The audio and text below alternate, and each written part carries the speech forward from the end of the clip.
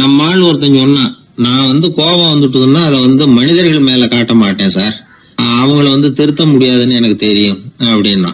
வேற என்ன பண்ணுவேன் அப்படின்னு கேட்டேன். பாத்திரங்கள் பேர்ல காட்டுவேன், வீட்டுல இருக்கிற பாத்திரங்களை எல்லாம் எடுத்து வெளியில வீசி எறிவேன் அப்படின்னா.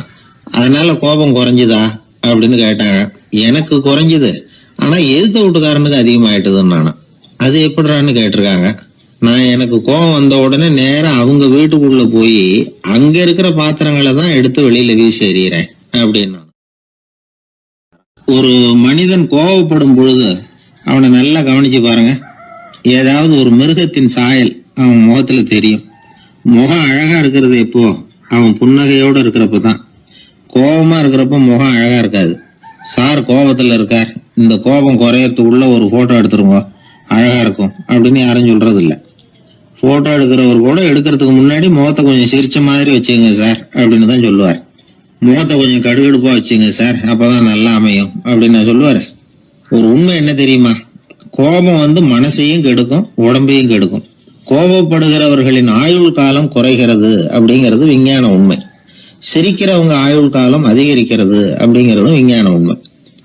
கோபப்படுறவங்களை யாரும் விரும்புறதில்ல. கோபப்படுற அப்பா அம்மா கிட்ட பிள்ளைங்க நெருங்காது. கோபப்படுற அதிகாரிகள் கிட்ட ஊழியர்கள் நெருங்க மாட்டாங்க. கோபப்படுற வாத்தியார்கிட்ட பிள்ளைங்க நெருங்குறது இல்ல. அவன் எப்ப பார்த்தாலும் வள்ளு வள்ளுன்னு விழுவான். அதனால எப்பவும் அவன் பக்கத்திலேயே இருக்கணும்னு ஆசைப்படுறேன் அப்படின்னு ஒருத்தன் சொன்னா அவனை இவன் வேடிக்கை பார்க்க ஆரம்பிச்சுட்டான் அப்படின்னு அர்த்தம். சரி, இந்த கோபம் எதனால வருது? இயலாமையினாலதான் வருதான். இப்ப நீங்க நினைக்கிறத நிறைவேற்றக்கூடிய சாமர்த்தியம் உங்ககிட்ட இல்லைங்கிறப்போ அது கோபமா வெளிப்படுது, அவ்வளவுதான். திறமை உள்ளவன் கோபப்பட வேண்டிய அவசியமே இல்லை. ஒரு உண்மையான கவிஞன் கிட்ட போய் ஒரு கவிதை எழுதி கொடுங்க அப்படின்னு சொன்னா அவன் உடனே எரிச்சல் அடையக்கூடாது. எரிச்சல் வந்தா அது அவனுடைய இயலாமையை காட்டுது. சிற்பி சிலை செதுக்கிறதுக்கு கோபப்படக்கூடாது. ஒரு அதிகாரி சொன்னார், நீங்க சொல்றதெல்லாம் சார் தான் சார், இருந்தாலும் கோவப்படலைன்னா வேலை நடக்காது சார், அதனாலதான் தினமும் ஆபீஸ்ல கத்திட்டு கிடக்குறேன் அப்படின்னார். ஆனா உண்மை என்ன தெரியுமா? கத்துறதுனால கத்துறதுதான் நடக்குமே தவிர காரியம் நடக்காது. வேலை நடக்கிறது மாதிரி ஒரு பாவனை நடக்கும், அவ்வளவுதான். தவறு செய்கிறவர்களுக்கு தண்டனை கத்துறது மட்டும் இல்ல, திட்டு வாங்குற யாரும் தான் செஞ்சது தவறுதான் அப்படின்னு ஒத்துக்கிறது இல்ல. அத அவங்க உணர்றதும் இல்ல. அப்படி இருக்கிறப்போ திட்டுறதுனால என்ன பிரயோஜனம்? திட்டுறதன் நோக்கம் என்ன? திட்டு வாங்குறவங்க திருந்தணுங்கிறது தானே. நோக்கம் நிறைவேறாதுன்னா எதுக்காக கத்தணும்? திட்டுறது மூலமாவே ஒருத்தனை திருத்த முடியும்னா திருடுறவனை எல்லாம் கூப்பிட்டு கொஞ்ச நேரம் திட்டி போயிட்டு வாப்பா, இனிமே நீ திருந்திவிட்ட அப்படின்னு சொல்லி வச்சுடலாமே. இதுல நாம முக்கியமா புரிஞ்சுக்க வேண்டியது என்னன்னா, கோபம்ங்கிறது நாம அடுத்தவங்களுக்கு கொடுக்கிற தண்டனை இல்ல, அது நமக்கு நாமே கொடுத்துக்கிற ஒரு தண்டனை. அடுத்தவங்களை திருத்துறதாக நினைச்சுக்கிட்டு நம்ம நாமே கெடுத்துக்கிற ஒரு முயற்சி. நம்ம மனசு கெட்டு போகுது, நம்ம உடம்பு கெட்டு போகுது, அதுதான் கண்ட பலன். ஒரு வெளி தேசத்துல இருந்து ஒருத்தர் நம்ம நாட்டுக்கு வந்தார். இங்க ஒருத்தர் அவரை அன்பா கூப்பிட்டு உபசரிச்சார். ஒரு ஆரஞ்சு பழத்தை அவர்கிட்ட கொடுத்தார். கொடுத்து சாப்பிட சொன்னார். அவர் அதை வாங்கினார். அதை அப்படியும் இப்படியும் புரட்டி பார்த்தார். அவருக்கு ஒன்னும் புரியல. ஏன்னா அவர் தேசத்துல அது இல்ல போல இருக்கு. என்ன செய்யறதுன்னு அவருக்கு ஒன்னும் புரியல. அப்படியே கடிச்சு பார்த்தார். கசப்பா இருந்தது. தூக்கி எறிஞ்சுட்டார். அதை ஏன் தூக்கி எறிஞ்சுட்டீங்கன்னு கேட்டாரு இவர். கசக்குது, அதை எப்படி சாப்பிடுறது அப்படின்னாரு அவரு. அது அப்படி சாப்பிடக்கூடாது, மேல உள்ள தோலை எடுத்து எரிஞ்சுடணும், இனிப்பான பகுதி உள்ள இருக்குது அப்படின்னு விவரம் சொன்னார் இவர். இப்படி சொன்னவர் ஒரு யோகி. வாழ்வின் வெளிப்பக்கத்திலேயே இருந்துகிட்டு இருந்தா கசப்பான பிரச்சனைகளையே சந்திக்க வேண்டியிருக்கும். உள்பக்கத்துக்கு போகணும், அப்பதான் அங்க இருக்கிற இனிப்பை உணர முடியும் அப்படிங்கிறார் அந்த யோகி. நாமெல்லாம் ரெண்டு வகையான வாழ்க்கை வாழறோமா. மேலோட்டமான வெளிப்படையா உள்ள வாழ்வுங்கிறது ஒண்ணு, உள்ளார்ந்த வாழ்வுங்கிறது ஒண்ணு. வாழ்வின் வெளிப்புறம் பிரச்சனைகளும் சவால்களும் நிறைஞ்சது, உள்புறம் அமைதியா இருக்கிறது. இந்த உள்பக்கத்துலதான் மகிழ்ச்சியான வாழ்வுக்கு தேவையான புதையல் இருக்குதான். யாரு கண்டா அந்த புதையல? ஆழ்நிலை தியானம் எல்லாம் பண்றாங்கல்ல, அது எதுக்காக? அந்த புதையலை கண்டுபிடிக்கிறதுக்கு தான். நாம் அந்த உள்பக்கத்துக்கு போய் அங்க உள்ள ஊக்க சக்தியையும் புத்திசாலித்தனத்தையும் பொறுக்கி எடுத்துக்கிட்டு அன்றாட வாழ்க்கையில அதையெல்லாம் உபயோகப்படுத்தணும். மனசு ஒரு குரங்கு மாதிரி அலையுதுங்கிறோம், அதை கட்டுப்படுத்த முடியலங்கிறோம்.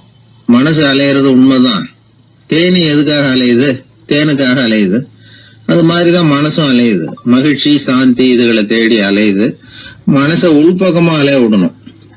மகிழ்ச்சியான வாழ்வுக்கு என்னென்ன தேவைங்கிறத இந்த யோகி சொல்றார். ஊக்கம், புத்திசாலித்தனம், அமைதி, சாந்தம். இது எல்லாம் நம்ம கிட்ட நமக்குள்ளேயே இருக்குது. அதனாலதான் சொர்க்கம் நமக்குள்ளே இருக்குன்னு சொல்றது. புதையல நமக்குள்ளேயே வச்சுக்கிட்டு அதை தேடி புலம்பிக்கிட்டு இருக்கிறது ரொம்ப வேடிக்கைங்கிறார் அவர். இதெல்லாம் கேட்கறப்போ உங்கள பல பேருக்கு கோபம் கூட வரலாம். என்ன சார் இது, இன்று ஒரு தகவல்ல ஏதாவது உபயோகமா சொல்லுவீங்கன்னு பார்த்தா என்னமோ தத்துவம் எல்லாம் பேசிக்கிட்டு இருக்கிறீங்களேன்னு நினைக்கலாம் நீங்க. இதுவும் உபயோகமான விஷயம்தான். நாம தியானம் அது இதுன்னு எதுவும் பண்ணலன்னா கூட மனசுல அழுத்தமோ இறுக்கமோ இல்லாம எப்பவும் சந்தோஷமா இருக்கிறதுக்கு பழகிட்டா அதுவே போதும். ஏன்னா மன இறுக்கத்தினாலேயே ஏகப்பட்ட நோய்கள் வருதான். பெருவாரியான உடம்பு கோளாறுகளுக்கு வாழ்க்கையின் விரக்தியாலேயும் தோல்விகளாலேயும் ஏற்படுற மன இறுக்கம்தான் காரணம்ங்கிறது மருத்துவ ஆராய்ச்சி முடிவு. நான் இறுக்கம் இல்லாம இருக்கிறதுக்கு தான் பிரியப்படுறேன், இந்த சமூகம் அதுக்கு இடம் கொடுக்கலையே, என்ன பண்றது அப்படிங்கிறது சில பேரோட கேள்வி. இந்த சமூகத்தை சரி செய்ய வேண்டியது நாம தான். நம்மளை சரி பண்ணிக்க வேண்டியது நாம தான். நான் சரியா இருக்கிறேன், சமூகம் சரியில்லைன்னு அதை ஒதுக்கி பிரயோஜனம் இல்லை. ஒரு குடும்பஸ்தர், அவர் மனசுல எப்பவும் டென்ஷன். அவர் டென்ஷன் இல்லாம இருக்கிறதுக்கு பழகிக்கிட்டார். அதுக்கப்புறமா அவர் சொல்லுவார், நான் ஒன்னும் ஆழ்நிலை தியானம்லாம் பண்ணல, இருந்தாலும் என் மனசு எப்பவும் அமைதியா தான் இருக்குது. இவ்வளவுக்கும் எங்க வீட்டுல தினமும் என் சம்சாரத்துக்கும் எங்க அம்மாவுக்கும் சண்டை நடந்துகிட்டே தான் இருக்கும் அப்படிம்பார்.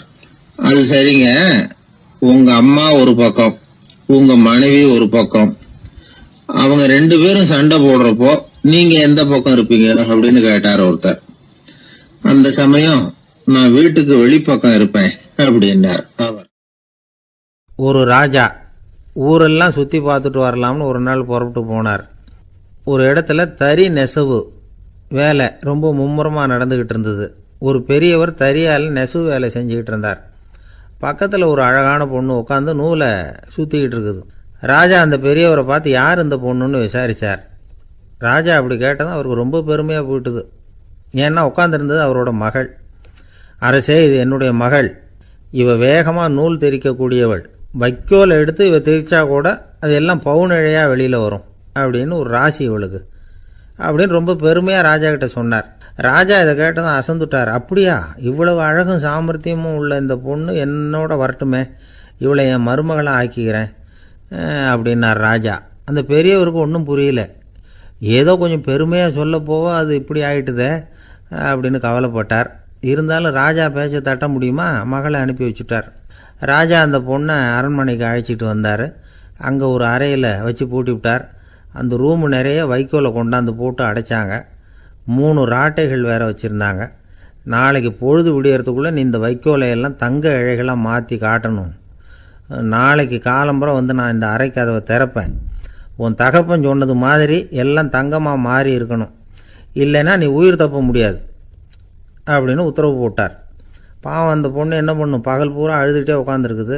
ராத்திரி பூராவும் தூக்கம் வரல. மறுநாள் அதிகாலை நேரத்தில் யாரோ கதவை தட்டுற சத்தம் கேட்டுது. பயந்துக்கிட்டே கதவை திறக்கிறா. திறந்து பார்த்தா வெளியில் 3 அவலட்சணமான பெண்கள். ஒருத்திக்கு கால் அகலமாக முறை மாதிரி இருக்குது, இன்னொருத்திக்கு கட்டை விரல் கரண்டி மாதிரி பெருசாக இருக்குது, 3ஆவது பொண்ணுக்கு உதடு தடித்து ரப்பர் மாதிரி தொங்கிக்கிட்டு இருக்கு. யார் நீங்கள், உங்களுக்கு என்ன வேணும் அப்படின்னு கேட்குது இந்த பொண்ணு. நாங்கள் உங்களுக்கு உதவி செய்கிறதுக்கு தான் வந்திருக்கிறோம் அப்படின்னு சொல்லி உள்ளே வந்தாங்க. உட்காந்தாங்க. கொஞ்ச நேரத்துக்குள்ளே உள்ளே இருந்த வைக்கோலையெல்லாம் தங்க இழைகளாக மாற்றி கொடுத்துட்டு போயிட்டாங்க. காலையில் ராஜா வந்தார், பார்த்தார். ஆகா பேஷுனார். இன்னும் கொஞ்சம் வைக்கோலை கொண்டாந்து அந்த ரூமில் போட சொன்னார். இந்த வைக்கோலையும் இன்றைக்கி தங்கமாக மாற்றிவிடு, நாளைக்கு மறுநாள் உனக்கும் இளவரசனுக்கும் கல்யாணம்னு சொல்லிவிட்டார். இன்றைக்கி ராத்திரி அந்த 3 பொண்ணுங்களும் வந்தாங்க. வைக்கோலை பொண்ணு இழைகளாக மாற்றினாங்க, புறப்பட்டாங்க. இந்த பொண்ணு அவங்க காலில் விழுந்து வணங்கினா. என் உசுரை காப்பாற்றினீங்க, உங்களுக்கு நான் என்ன கைமாறு செய்ய போகிறேன் அப்படின்னா. பயப்படாத, நீ விரும்பினா எங்களுக்கு ஒரு உதவி செய்யலாம். உன்னுடைய கல்யாணத்துக்கு நாங்கள் 3 பேரும் வரோம். நீ எங்களை வரவேற்று ராஜாக்கிட்டேயும் இளவரசர்கிட்டையும் நாங்கள் உன்னோட பெரியப்பா பொண்ணுங்கன்னு சொல்லி அறிமுகப்படுத்தி வை, நாங்கள் விருந்து சாப்பிட்டுட்டு போயிடுறோம் அப்படின்னாங்க. ரொம்பவும் சந்தோஷமாக சரின்னு ஒத்துக்கிட்டா. கல்யாண நாள் வந்தது. கல்யாணம் ரொம்ப கோலாகலமாக நடந்துக்கிட்டு இருக்கு. எல்லா தேசத்து ராஜா ராணிகளும் வந்துக்கிட்டு இருக்கிறாங்க. அந்த 3 அவலட்சணமான பொண்ணுங்களும் வந்து சேர்ந்தாங்க. யார் இவங்கன்னு கேட்டார் ராஜா. என் பெரியப்பா பொண்ணுங்க அப்படின்னா அந்த பொண்ணு. காலும் உதடும் கட்டை விரலும் ஏன் இப்படி உங்களுக்கு அவலட்சணம் ஆயிட்டுது அப்படின்னு கேட்டார். அதுக்கு அந்த பொண்ணுங்க பதில் சொன்னாங்க. என்ன செய்கிறது, ஓயாமல் வைக்கோலை நூற்று ஒருத்தியோட கட்டை விரல் அப்படி கரண்டி மாதிரி ஆயிட்டுது. நாக்கில் தொட்டு தொட்டு திரிச்சதுனால ஒருத்தியோட உதடு அப்படி ஆயிட்டுது. காலால் கட்டையை அழுத்தி அழுத்தி தறி போட்டதுனால இன்னொருத்தையோட கால் அப்படி ஆயிட்டுது. உங்கள் மருமகளாக வந்திருக்கிற இந்த பொண்ணு அந்த 3ஐயுமே செய்ய தெரிஞ்சவ தான். என்ன ஆக போதும் இன்னும் கொஞ்ச நாளில் அப்படின்னாங்க. அவ்வளவுதான். ராஜா பயந்துட்டார். அம்மா, இன்னையிலேருந்து நீ இளவரசனின் மனைவி. நீ எப்பவும் அழகாக இருக்கணும். அதனால் நீ இனிமேல் வைக்கோலை திரிக்கவே கூடாது அப்படின்னு உத்தரவு போட்டார். அவளை இக்கட்டான சூழ்நிலையிலிருந்து காப்பாற்றின அந்த 3 பொண்ணுங்களும் சந்தோஷமாக திரும்பி போயிட்டாங்களாம். சுவாமி சின்மயானந்தர் இந்த கதையை சொல்லியிருக்கிறார். தன்னலம் மறந்து சுயலாபத்தை வந்து தியாகம் செய்கிறது வைக்கோல்ல இருந்து தங்க இழையை நூக்கிறது மாதிரி அப்படிங்கிறார் அவர். அது இருக்கட்டும், இப்போ நம்ம கதைக்கு வருவோம். ஒரு ராஜா தன்னோட மகனுக்கு சுயவரம் நடத்தினார். எல்லா தேசத்திலிருந்தும் ராஜகுமாரர்கள் வந்திருந்தாங்க. ராஜகுமாரியை கல்யாணம் பண்ணிக்கலாம்ங்கிற ஆசையில் சுயம்பர மண்டபத்திலேருந்து எல்லா ராஜகுமாரர்களும் அலறி அடிச்சுக்கிட்டு வெளியில் ஓடி வந்துக்கிட்டு இருக்கிறாங்களாம். ஏன் இப்படி எல்லாரும் மிரண்டு போய் ஓடி வர்றாங்கன்னு கேட்டார் ஒருத்தர். அதுக்கு இன்னொருத்தர் விவரம் சொன்னார். ராஜகுமாரியை இன்றைக்கி தான் அவங்க நேரில் பார்த்தாங்களாம், அதுதான் அப்படி ஓடி வந்துக்கிட்டு இருக்கிறாங்க அப்படின்னார். ஒரு பெரியவர் உட்கார்ந்துருக்கிறார். அவரை சுற்றி அவருடைய தோழர்கள் உட்கார்ந்துருக்கிறாங்க. ஏதோ ஒரு முக்கியமான செய்தியை அவர் வந்து அவங்களுக்கு சொல்லிகிட்டு இருக்கிறார். அவங்களும் ஆர்வமாக கேட்டுக்கிட்டு இருக்கிறாங்க. இந்த சமயத்தில் யாரோ ஒரு ஆள் வேகமாக அங்கே வர்றார். வர்ற வேகத்திலேயே எனக்கு ஏதாவது உதவி செய்யுங்க அப்படின்னு கேட்டுக்கிட்டே வர்றார். கேட்குறது உதவி, ஆனால் குரல் வந்து மிரட்டுறது மாதிரி இருக்குது, அதட்டி கேட்குறது மாதிரி இருக்குது. இதை கேட்டதும் அந்த பெரியவர் ஆத்திரப்படலை, ஆனால் அவரை சுற்றி இருந்தவங்க ஆத்திரப்பட்டாங்க. இதை பெரியவர் கவனித்தார். கொஞ்சம் அமைதியாக இருங்கன்னார். வந்தவரை கூப்பிட்டார். அவருக்கு சில பொருள்களை கொடுத்தார். என்னங்க இப்போ உங்களுக்கு மகிழ்ச்சி தானே அப்படின்னார். ஆ அப்படின்னு அலட்சியமாக அவர் சொல்கிறார். நான் உங்களை நல்ல முறையில் நடத்தினேன்னா அப்படின்னு கேட்குறாரு அவர் மறுபடியும்.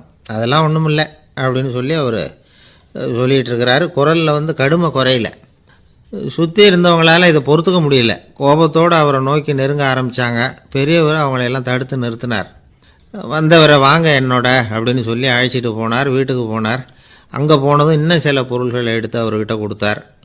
இப்போ திருப்தி தானே, நான் உங்ககிட்ட நல்ல முறையில் நடந்துக்கிட்டேனா அப்படின்னார். அவர் முகம் இப்போ தான் கொஞ்சம் மலர்ந்தது. ரொம்ப நன்றி, இறைவன் வந்து உங்கள் குடும்பத்துக்கு எல்லா நன்மைகளையும் செய்வான் அப்படின்னு சொன்னார். இதே வார்த்தைகளை என்னுடைய தோழர்கள்கிட்டே வந்து சொல்லிட்டீங்கன்னா அவங்க கோபம் தணிஞ்சிரும், வர முடியுமான்னார். கண்டிப்பாக வர்றேன் அப்படின்னாரு. மறுநாள் காலையில் அந்த இடத்துக்கு வந்தார். அதே மாதிரி சொல்லிவிட்டு அவர் போயிட்டார். தோழர்கள்லாம் ரொம்ப வியப்போடு பெரியவரை பார்த்தாங்க. அந்த பெரியவர் தான் நபிகள் நாயகம். அவர் சொன்னார், ஒருத்தன் ரொம்ப ஆசையாக ஒரு ஒட்டகத்தை வளர்த்துக்கிட்டு வந்தான்.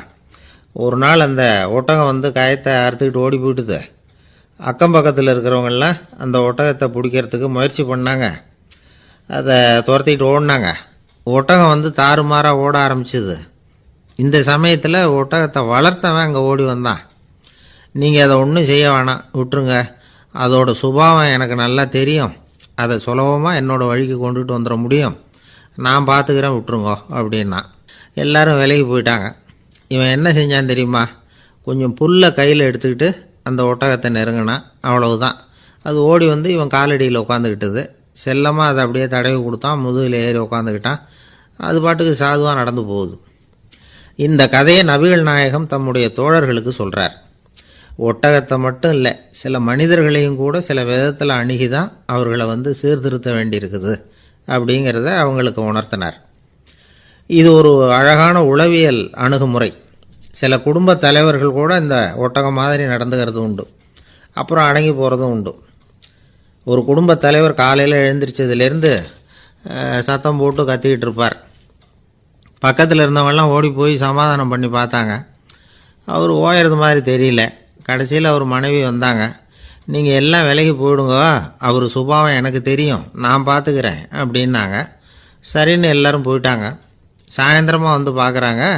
அவர் சத்தம் இல்லாமல் ஒரு மூலையில் உட்காந்துருக்கிறார், ரொம்ப சாதுவா. ஆச்சரியமாக இருந்தது. என்னம்மா பண்ணீங்கன்னு கேட்டாங்க. அது ஒன்றும் இல்லைங்க, ஒரு வேளை சாப்பாட்டை நிறுத்தினேன், பட்டினி போட்டேன், அவ்வளவுதான் அப்படின்னாங்க அந்த அம்மா. ஒரு ராஜா இருந்தார். நாடு பூராவும் நிறைய மரங்களை நட்டு வளர்க்கணுங்கிறது அவரோட ஆசை.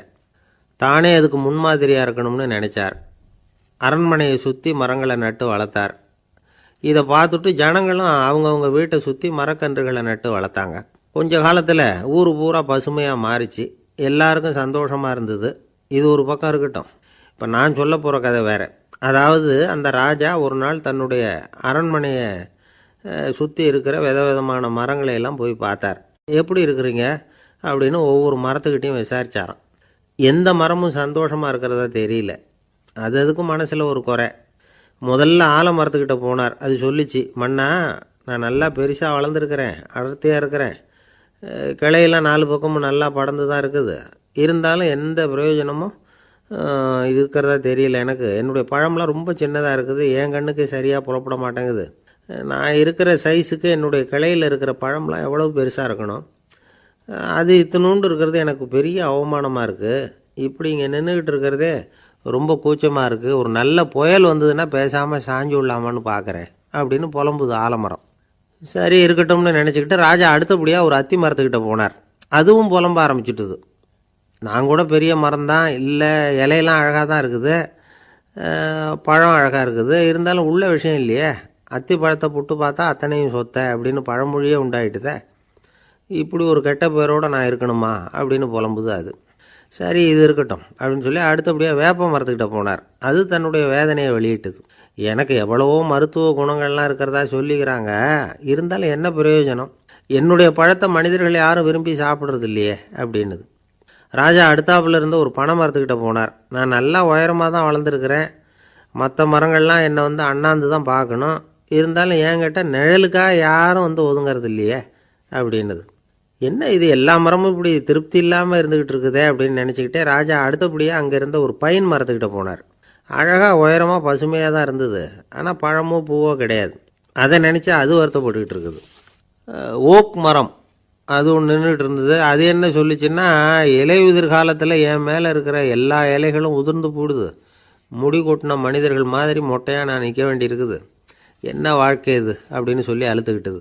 சரி புளிய மரம் என்ன சொல்லுது பார்ப்போம்னு அதுக்கிட்ட போனால், என்னுடைய நிழலில் யாருமே தங்க மாட்டாங்க, உடம்புக்கு சூடுன்னு ஒதுங்கி போயிடுவாங்க, அடிமரத்தை பார்த்தீங்கன்னா பட்டையெல்லாம் உறிஞ்சி பார்க்குறதுக்கே கேவலமாக இருப்பேன் அப்படின்னுது அது. முருங்கை மரம் என்ன சொல்லிச்சு தெரியுமா, என்னுடைய இலை காயெல்லாம் சாப்பிட்றவங்களுக்கு சத்து கொடுக்கறது வாசவம்தான், ஆனால் என் உடம்புல சத்தே கிடையாது, கொஞ்சம் வேகமாக காற்று அடிச்சதுன்னா முறிஞ்சி விழுந்துடுறேன், என்ன வாழ்க்கை இது அப்படின்னு சொல்லி அது வருத்தப்பட்டது. ராஜா யோசனை பண்ணார், என்ன இது மரங்கள் வந்து பூமியின் வரங்கள்னு சொல்கிறோம், மழை பெய்யறதுக்கு அதுதான் காரணம், பூமி செழிப்பாக இருக்கிறதுக்கும் அதுதான் காரணம், வீடு கட்டுறதுக்கு மரம், நாற்காலி செய்ய உபயோகப்படுத்துறதுக்கும் அதுதான் உபயோகப்படுது, மனுஷனுக்கு வேண்டிய ஆகாரங்களையும் கொடுக்குது, இப்படிலாம் இருந்தும் எல்லா மரமும் நிம்மதி இல்லாமல் இருந்துக்கிட்டு இருக்குதே அப்படின்னு நினச்சார். அப்போது அங்கே இருந்த ஒரு மகிழ மரம் அவர் கண்ணில் பட்டுது. அந்த மரம் மட்டும் கொஞ்சம் நிம்மதியாக மகிழ்ச்சியாக இருக்கிறது மாதிரி தெரிஞ்சுது. உடனே ராஜா அதுக்கிட்ட போனார். உனக்கு மனசில் எதுவும் குறை இல்லையான்னு கேட்டார். இல்லை நான் சந்தோஷமாக தான் இருக்கேன்னு அந்த மகிழ மரம். அப்படியான்னு ஆச்சரியமாக கேட்டார் ராஜா. ஆமாம் மன்னா, இந்த இடத்துல நீங்கள் ஒரு முருங்கை மரத்தையோ வேப்ப மரத்தையோ கூட நட்டிருக்கலாம், ஆனால் இந்த இடத்துல நடுறதுக்கு என்ன தேர்ந்தெடுத்துருக்குறீங்க, அதுவே எனக்கு பெருமை, அதுவே எனக்கு திருப்தி அப்படின்னு தான் மகிழ மரம். மகிழ மரம் சாதாரணமாக தான் இருக்கும், இளம் மஞ்சள் நிறத்தில் பூக்கள், அது காய்ந்தும் மனம் வீசும். மகிழ மரம் மாதிரி மன திருப்தியோடு வாழறதுக்கு நாம் கற்றுக்கணுமா. நாம் இந்த உலகத்தில் ஒரு நாயாவோ நரியாவோ கூட பிறந்திருக்கலாம், மனுஷனாக பிறந்திருக்கிறோம், அதுவே பெருமை தானே. இந்த நிறைவு தான் மகிழ்ச்சியின் ரகசியம். ஒரு பையன் அப்பா கிட்ட போய், அப்பா நீங்கள் இந்த உலகத்தில் ஒரு மனுஷனாக பிறந்தது என்னோட அதிர்ஷ்டம் நானா. ஏண்டா அப்படி சொல்கிறேன்னு இருக்கார் அப்பா. நீங்கள் ஒரு கரடியாக பிறந்திருந்தா இந்நேரம் நானும் ஒரு கரடி குட்டியாக தானே இருந்திருப்பேன் அப்படின்னு நானா பையன். இந்த உலகத்தில் நாம் நல்லபடியாக இருக்கணும்னா அதுக்கு முக்கியமாக தேவைப்படுறது 2. ஒன்று செல்வம், இன்னொன்று அறிவு. சரி, இது 2ல் சிறந்தது எது அப்படின்னு ஒரு கேள்வி கேட்டால் என்ன பதில் சொல்கிறது? இதே கேள்வியை ஹஸ்ரத் அலி அவர்கள்கிட்ட கேட்டாங்களாம். அவர் ஒரு பெரிய அறிஞர். கேள்வி கேட்டவங்களும் சாதாரண ஆட்கள் இல்லை, இவங்களும் அறிஞர்கள். ஒரு நாள் ஹசரத் அலி அவர்கள்கிட்ட 10 அறிஞர்கள் வந்தாங்களாம். ஐயா, நாங்கள் 10 பேரும் உங்ககிட்ட ஒரே கேள்வியை தான் கேட்க வந்திருக்கிறோம், ஆனால் எங்கள் 10 பேருக்கும் நீங்கள் தனித்தனியாக பதில் சொல்ல முடியுமா அப்படின்னு கேட்டிருக்காங்க. அதாவது அவங்க ஒரே கேள்விக்கு இவர்கிட்ட இருந்து 10 விதமான பதில் எதிர்பார்க்குறாங்க. சரி கேளுங்க, என்ன கேள்வி அப்படின்னார் அவர். அப்போ தான் அவங்க கேட்டாங்களாம், செல்வம் அறிவு இது 2ல் சிறந்தது எது? இதுதான் கேள்வி. ஹஸ்ரத் அலி என்ன பண்ணார் தெரியுமா? அவங்கள ஒவ்வொருத்தராக கூப்பிட்டார், ஒவ்வொரு விதமான பதிலை சொல்லி அனுப்புனார். முதல்ல ஒருத்தரை கூப்பிட்டார், சொன்னார், அறிவுங்கிறது தீர்க்கதரிசிகள், ஞானிகள், மகான்கள் இவங்களோட பரம்பரை சொத்து. ஆனால் செல்வங்கிறது கொடுங்கோலரின் ஆயுதம், அதனால் அறிவு தான் சிறந்தது அப்படின்னார். 2வது ஆளை கூப்பிட்டார், உங்ககிட்ட செல்வம் இருந்தால் நீங்கள் தான் அதை காப்பாற்றணும், ஆனால் அறிவு உங்களை எப்பவும் காப்பாற்றும், ஆகவே அறிவு தான் சிறந்தது அப்படின்னார். 3வது ஆளை கூப்பிட்டார், செல்வந்தனுக்கு எப்போதும் விரோதிகள் அதிகம், ஆனால் அறிஞனுக்கு நண்பர்கள் அதிகம், அதனால் அறிவு தான் சிறந்ததுன்னார். அடுத்தவரை கூப்பிட்டார், செல்வம் அடுத்தவங்களுக்கு கொடுக்க கொடுக்க குறையும், ஆனால் கல்விங்கிறது அதிகரிச்சுக்கிட்டே வரும், கொடுக்கறதுனால குறையாது, அதனால் அறிவு தான் சிறந்ததுன்னார். இன்னொருத்தரை கூப்பிட்டார், அறிவுள்ளவன் எப்பவும் அதை அடுத்தவங்களுக்கு வாரி வழங்கிக்கிட்டே இருப்பான், அதனால் அவங்ககிட்ட தாராளத்தன்மை இருக்கும், ஆனால் செல்வந்தன்கிட்ட கஞ்சத்தனம் தான் இருக்கும், அதனால் அறிவு தான் சிறந்ததுன்னார். 6வது நபரை கூப்பிட்டார், செல்வத்தை கள்வர்கள் திருடிட்டு போக முடியும், ஆனால் அறிவை அப்படி திருடிட்டு போக முடியாது அப்படின்னார். 7வது நபரை கூப்பிட்டார், செல்வம் கால ஓட்டத்தில் அழிஞ்சிரும், ஆனால் அறிவை கால ஓட்டம் ஒன்றும் பண்ண முடியாது, ஆகவே அறிவே சிறந்ததுன்னார். 8வது ஆளை கூப்பிட்டு சொன்னார், செல்வத்துக்கு எப்பவும் எல்லை உண்டு, நிறை உண்டு, அளவு உண்டு, கணக்கு உண்டு, ஆனால் அறிவுக்கு அப்படிப்பட்ட எல்லை எதுவும் கிடையாது, அதனால் அதுதான் சிறந்ததுன்னார். அடுத்தவனை கூப்பிட்டார், செல்வம் உள்ளத்தில் உள்ள ஒளியை போக்கிவிடும், இருட்டை உண்டாக்கிவிடும், விரிந்த மனப்பான்மையை குறுகலாக்கிவிடும், ஆனால் அறிவு அப்படி இல்லை, இருண்ட உள்ளத்தில் ஒளியை பாய்ச்சி அதை விசாலப்படுத்துது, அதுதான் சிறந்ததுன்னார். கடைசியாக 10வது நபரை கூப்பிட்டார், செல்வம் மனசில் செருக்கை உண்டாக்குது, ஆணவத்தை ஏற்படுத்துது, அதனால் நானே கடவுள்னு நினைக்கிற அளவுக்கு மனுஷனை தாழ்த்தி விடுது, ஆனால் அறிவு பணிவையும் பண்பாட்டையும் வளர்க்குது, அதனால் அறிவு தான் சிறந்ததுன்னார். ஆக இப்படி 10 பேருக்கும் 10 விதமாக பதில் சொன்னது மூலமாக ஹஸ்ரத் அலி அவர்கள் அறிவு தான் செல்வத்தை விட சிறந்தது அப்படிங்கிறதுக்கு 10 காரணங்களை சுட்டி காட்டியிருக்கார். அந்த அறிஞர் 10 பேர் கேட்ட ஒரே கேள்விக்கு 10 பதில் சொன்னார். நமக்கு வேண்டிய ஒருத்தர் 10 பேர் கேட்ட கேள்விக்கு ஒரே பதில் சொல்லி சமாளித்தார். கேள்வி என்ன தெரியுமா? என்கிட்ட வாங்கின கடனை எப்போயா திருப்பி கொடுக்க போகிற? இதுதான் அந்த 10 பேரும் கேட்ட ஒரே கேள்வி. இந்த மாதம் 26ஆம் தேதி தந்துடுறேன் அப்படிங்கிற ஒரே பதில் சொல்லி அவ்வளவு பேரையும் இவர் அனுப்பி வச்சுட்டாராம். எல்லாரும் போனதுக்கப்புறம் இவரை தனியாக கூப்பிட்டு கேட்டிருக்கிறாங்க, அது என்ன சார் கணக்கு, 26ஆம் தேதி அன்னைக்கு என்ன அதிசயம் நடக்க போகுது அப்படின்னு கேட்டிருக்காங்க. அதிசயம் அன்னைக்கு இல்லை, அதுக்கு நாளே நடக்க போகுதுன்னாராம். விவரமாக சொல்லுங்கன்னு இருக்காங்க. வேறு ஒன்றும் இல்லைங்க, 26ஆம் தேதி தானே எல்லாரையும் வர சொல்லியிருக்கிறேன், அதுக்கு நாளே நான் புறப்பட்டு தலைமறைவாயிட போகிறேன் அப்படின்னாராம் ரொம்ப பெருமையாக. ஒரு ஊரில் ஒரு ராஜா இருந்தார். அந்த ராஜாவுக்கு ஒரு மந்திரி. ராஜா ரொம்ப நியாயமானவர், நேர்மையானவர், கண்டிப்பானவர். தப்பு செய்கிறது யாராக இருந்தாலும் தண்டனை கொடுப்பார். வேண்டியவங்களுக்கு ஒரு நியாயம், வேண்டாதவங்களுக்கு ஒரு நியாயங்கிறதெல்லாம் அவர்கிட்ட கிடையாது. ஒரு சமயம் அரசவையில் அந்த அமைச்சரே விதிமுறைகளுக்கு புறம்பாக ஏதோ நடந்துக்கிட்டு இருக்கார். மன்னருக்கு கோபம் வந்துட்டுது. உடனே அந்த அமைச்சரை கிட்டத்தில் கூப்பிட்டு அவர் கன்னத்தில் ஓங்கி ஒரு அறை கொடுத்துட்டாராம். உடனே அந்த அமைச்சர் என்ன பண்ணார் தெரியுமா? நேராக போனார், அங்கே நின்றுக்கிட்டு இருந்த இன்னொருத்தர் கன்னத்தில் ஓங்கி அரைஞ்சார். அறை வாங்கினவர் திகைச்சு போயிட்டார். இவர் ஏன் நம்மளை அரைகிறார் அப்படின்னு யோசனை பண்ணார். மன்னரும் திகைச்சு போயிட்டார். நாம் இவரை அரைஞ்சா அதுக்காக இவர் போய் இன்னொருத்தரை அரையணுமா அப்படின்னு யோசனை பண்ணார். இவருக்கு என்ன பைத்தியமானு கூட நினைக்க ஆரம்பிச்சுட்டார். ஆனால் என்ன ஆச்சுன்னா, அப்புறம் அமைச்சர் அவர் கவனிச்சிக்கிட்டு இருந்தாரா, அவர் இன்னொருத்தரை அரைஞ்சார் இல்லையா, அந்த அறை வாங்கின ஆசாமியை பார்த்து கத்திக்கிட்டு இருந்தார். யார்? அமைச்சர். ஏப்பா என்கிட்ட அறையை வாங்கிக்கிட்டு இப்படி விவரம் இல்லாமல் நின்றுட்டு இருக்கிறியே, நான் உனக்கு கொடுத்ததை நீ வேற யாருக்கிட்டையாவது கொடுத்துரு அப்படின்னார். உடனே அந்த ஆள் பார்த்தான், தனக்கு அடுத்தபடியாக நின்றுக்கிட்டு இருந்தவனை ஓங்கி ஒரு அறை அரைஞ்சான். அவன் கன்னத்தை தடவிட்டே யோசனை பண்ணான். இது ஏதோ புரிஞ்சுக்கிட்ட மாதிரி அடுத்தாப்பில் நின்றுக்கிட்டு இருந்தவனை அரைஞ்சான். இப்படி இந்த அறை வந்து மாறி மாறி போய்கிட்டே இருக்குது. ஊர் பூரா பிரயாணம் பண்ண ஆரம்பிச்சுட்டுது. அன்னைக்கு ராத்திரி அந்த ராஜா படுக்கிறதுக்காக போனார். அந்த நேரம் பார்த்து அவர் கன்னத்தில் பலார்னு ஒரு அறை விழுந்தது. நம்மளே அறையிறது யார் அப்படின்னு அதிர்ச்சியோட மன்னர் திரும்பி பார்க்குறாரு. அரைஞ்சது அவரோட மனைவி. என்னாச்சு உனக்குன்னு கத்துனார் ராஜா. உங்களுக்கு தெரியாதா, ஊர் பூரா ஒருத்தர் மாற்றி ஒருத்தர் மூலமாக இந்த அறை வந்து பிரயாணம் பண்ணிட்டு வருது அப்படின்னாங்க அந்த அம்மா. அப்படின்னா ஆரம்பித்த இடத்துக்கே வந்துட்டுதா அப்படின்னாராம் மன்னர். என்ன சொல்கிறீங்கன்னு கேட்டிருக்காங்க. இவர் விவரத்தை சொன்னாராம். அப்படின்னா நீங்கள் ஆரம்பித்து வச்ச இந்த விளையாட்டை நான் முடிச்சு வச்சுட்டேன் அப்படின்னாங்களாம் அந்த அம்மா. மறுநாள் காலை மறுபடியும் அரசவை கூடிச்சு அந்த அமைச்சர் மன்னரை பார்த்து கேட்டார், என்ன மகாராஜா, என்கிட்ட கொடுத்ததை திருப்பி வாங்கிட்டீங்களா அப்படின்னாராம். இப்படி நடக்கும்னு நான் எதிர்பார்க்கவே இல்லைன்னார் மன்னர். ஆனால் நான் எதிர்பார்த்தேன். அது எங்கே போயிட போகுது, ஊர் பூரா சுற்றி கடைசியில் உங்ககிட்ட தான் வந்து சேரும் அப்படிங்கிறது எனக்கு தெரியும் அப்படின்னார் அமைச்சர். இந்த கதை வந்து வேடிக்கையாக இருந்தால் கூட இதில் உள்ள கருத்து முக்கியமானது. இந்த உலகத்தில் பல கருத்துக்கள் இப்படி தான் மாறி மாறி சுற்றி வந்துக்கிட்டே இருக்குது. நம்மளும் ஒருத்தன் தன்னுடைய நண்பன் ஒருத்தனை கடத்தெருவில் பார்த்தான். உடனே ஓடி போய் பலார்னு ஒரு அறை கொடுத்தானா. அவன் கண்ணத்தை தடவிட்டு ஏன்டா என்ன அரைஞ்சேன்னு கேட்டிருக்கான். நீ ஏன்டா என்னை முட்டாள்னு என் மனைவிட்ட போய் சொன்னேன் அப்படின்ட்டுருக்கான் அவன். உன்னை ஒரு முட்டாள்னு சொன்னதுக்காகவா நீ என்ன அரைஞ்ச அப்படின்னு கேட்டிருக்கான் இவன். டேய், நான் அதுக்காக அறையலப்பா, அது ஒரு பெரிய ரகசியம். நான் முட்டாளுங்கிறது அந்த ரகசியத்தை நீ வந்து ஏன் எங்கள் வீட்டில் போய் சொன்னேன், அதுக்காக தான் அரைஞ்சேன் அப்படின்னு அவன். ஐயா, உங்கள் பேரை தொடர்ந்து தினம் கேட்டுக்கிட்டு இருக்கிறேன் அப்படின்னார் ஒருத்தர். தொடர்ந்து கேட்குறீங்களே, உங்களுக்கு காது வலிக்கலையா அப்படின்னு கேட்டோம். பேசுகிற உங்களுக்கே வாய் வலிக்கலை அப்படிங்கிறப்போ கேட்குற எங்களுக்கு எப்படி காது வலிக்கும் அப்படின்னார். நம்ம உடம்புல ஒரு அதிசயம் என்ன தெரியுமா, ரொம்ப நேரம் நாம் நடக்கிறோம்னு வச்சுக்கோங்க, கால் வலிக்கும். ரொம்ப நேரம் வேலை செஞ்சால் கை வலிக்கும், உடம்பு வலிக்கும். ரொம்ப நேரம் பார்த்துக்கிட்டே இருந்தால் கண்ணு வலிக்கும். ரொம்ப நேரம் பேசிக்கிட்டே இருந்தால் வாய் கூட வலிக்கும். ஆனால் ரொம்ப நேரம் கேட்டுக்கிட்டே இருக்கிறதுனால காது வலிக்கிறது இல்லை. அதனால் கேட்கறதுக்கு முக்கியத்துவம் கொடுத்தாங்க நம்ம பெரியவங்க. திருவள்ளுவர் வந்து தேவையில்லாமல் வார்த்தைகளை உபயோகப்படுத்த மாட்டார். ஒரு திருக்குறள்னு எடுத்துக்கிட்டாவே அதில் மொத்தம் 7 வார்த்தைகள், அவ்வளவுதான்.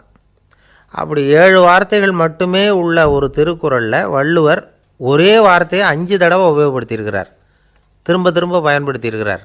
அப்படின்னா அதை எந்த அளவுக்கு வலியுறுத்தி சொல்கிறார் அப்படிங்கிறத நாம் புரிஞ்சுக்கணும். அது என்ன குறள்?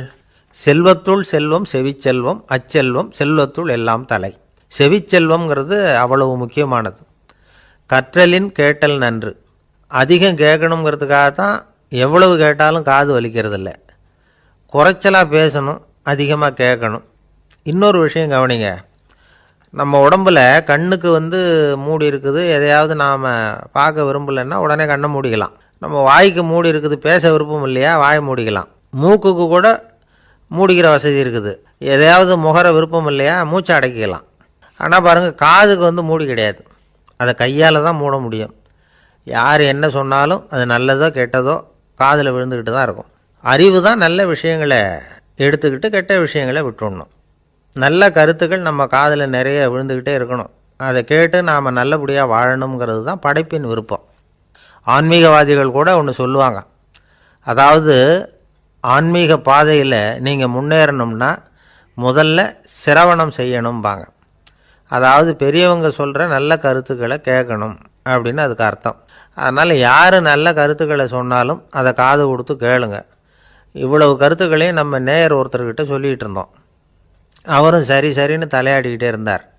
அப்புறம் சொன்னார், நீங்கள் சொல்கிறது சரிதான் சார், காதுக்கு மூடி இல்லைங்கிறது ரொம்ப சரி. அதனால தான் உங்கள் தகவல் கூட நாங்கள் விரும்புகிறோமோ இல்லையோ தினம் காதில் விழுந்துக்கிட்டு இருக்குது அப்படின்னார். எங்களுக்கு ரொம்ப பெருமையாக இருந்தது. அப்படியா அப்படின்னோம். ஆனாலும் என்ன மாதிரி சில பேர் நீங்கள் தகவல் சொல்கிற சமயத்தில் காதில் மூடி இல்லையேன்னு சொல்லி கவலைப்படுறதில்ல சார் அப்படின்னார். ஏன்னு கேட்டோம். காதை மூடுறதுக்கு தானே வசதி இல்லை, ரேடியோவை மூடுறதுக்கு வசதி இருக்குதுல்ல, அதனால் டக்குன்னு அதை மூடி வச்சுருவோம் அப்படின்னார். ஒரு இலக்கிய கூட்டம் ஏற்பாடு பண்ணியிருக்கிறோம், நீங்கள் அவசியம் வந்து அதில் பேசணும் அப்படின்னு கேட்டுக்கிட்டார் ஒருத்தர். வேணாங்க, 4 பேருக்கு முன்னாடி வந்து நிற்கிறதுனா எனக்கு ரொம்ப கூச்சமாக இருக்கும் அப்படின்னாரு இவர். ஏன் சார் இன்னமும் குழந்த மாதிரி கூச்சப்படுறீங்களே அப்படின்னார் அவர். அவரை ஒரு மாதிரியாக சமாளித்து அனுப்பி வச்சுட்டு அதுக்கப்புறம் அதை பற்றி இவர் யோசித்து பார்த்துருக்கார். சில நிபுணர்கள் எழுதியிருக்கிறத படித்தும் பார்த்துருக்கிறார். மனோதத்துவ நிபுணர்கள் என்ன சொல்கிறாங்க தெரியுமா? 10லேருந்து 20% குழந்தைகள் பிறக்கிறப்பவே கூச்ச சுபாவம் கொண்டதாக தான் இருக்குதாம். ஒரு தாத்தா தன்னோட பேர பிள்ளைய ஆசையாக கூப்பிடுறார் விளையாட்டு காட்ட, அதை அழுதுகிட்டு ஓடி போகுது. ஒரு அம்மா தன்னோட பிள்ளைய பள்ளிக்கூடத்தில் சேர்க்கறதுக்காக கூப்பிட்டுக்கிட்டு போகிறாங்க. அந்த புள்ள அம்மாவோட முந்தானையில் ஒளிஞ்சிக்கிட்டு வெளில வரமாட்டேங்குது. இவங்களையெல்லாம் எப்படி சமாளிக்கிறது? குழந்தைகளோட கூச்ச சுபாவத்தை போக்குறது எப்படி? இதுக்கு நிபுணர்கள் சில யோசனைகளை சொல்லியிருக்கிறாங்க. மற்றவங்களுக்கு முன்னாடி என் பையனுக்கு கூச்சம் ரொம்ப அதிகம் சார், மற்றவங்க பார்த்தா ரொம்ப வெக்கப்படுறான், இப்படி சொல்கிற அப்பாக்கள் உண்டு.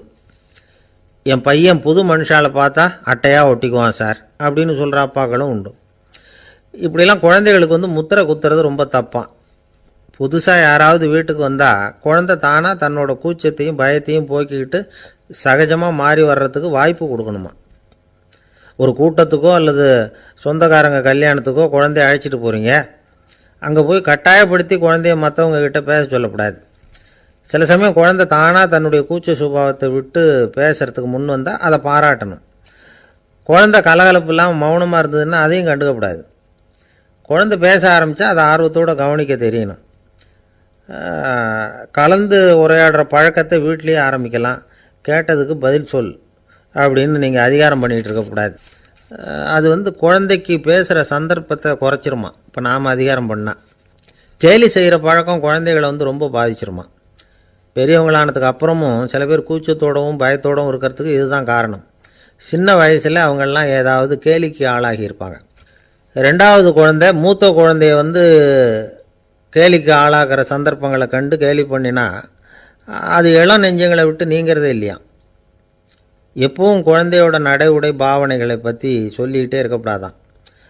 அதுவே கூச்ச சுபாவத்தை கொண்டுட்டு வந்துடுமா. அப்பா எங்கேன்னு யாராவது கேட்டால் இது மாதிரி இன்ன காரியத்துக்காக வெளியில் போயிருக்கார், இத்தனை மணிக்கு திரும்பி வருவார் அப்படின்னு சொல்கிற அளவுக்கு குழந்தைகளை பழக்கப்படுத்தி வைக்கணும். ஃபோன்லேயே யாராவது விசாரித்தா கூட இது மாதிரி பதில் சொல்லு அப்படின்னு சொல்லணும்.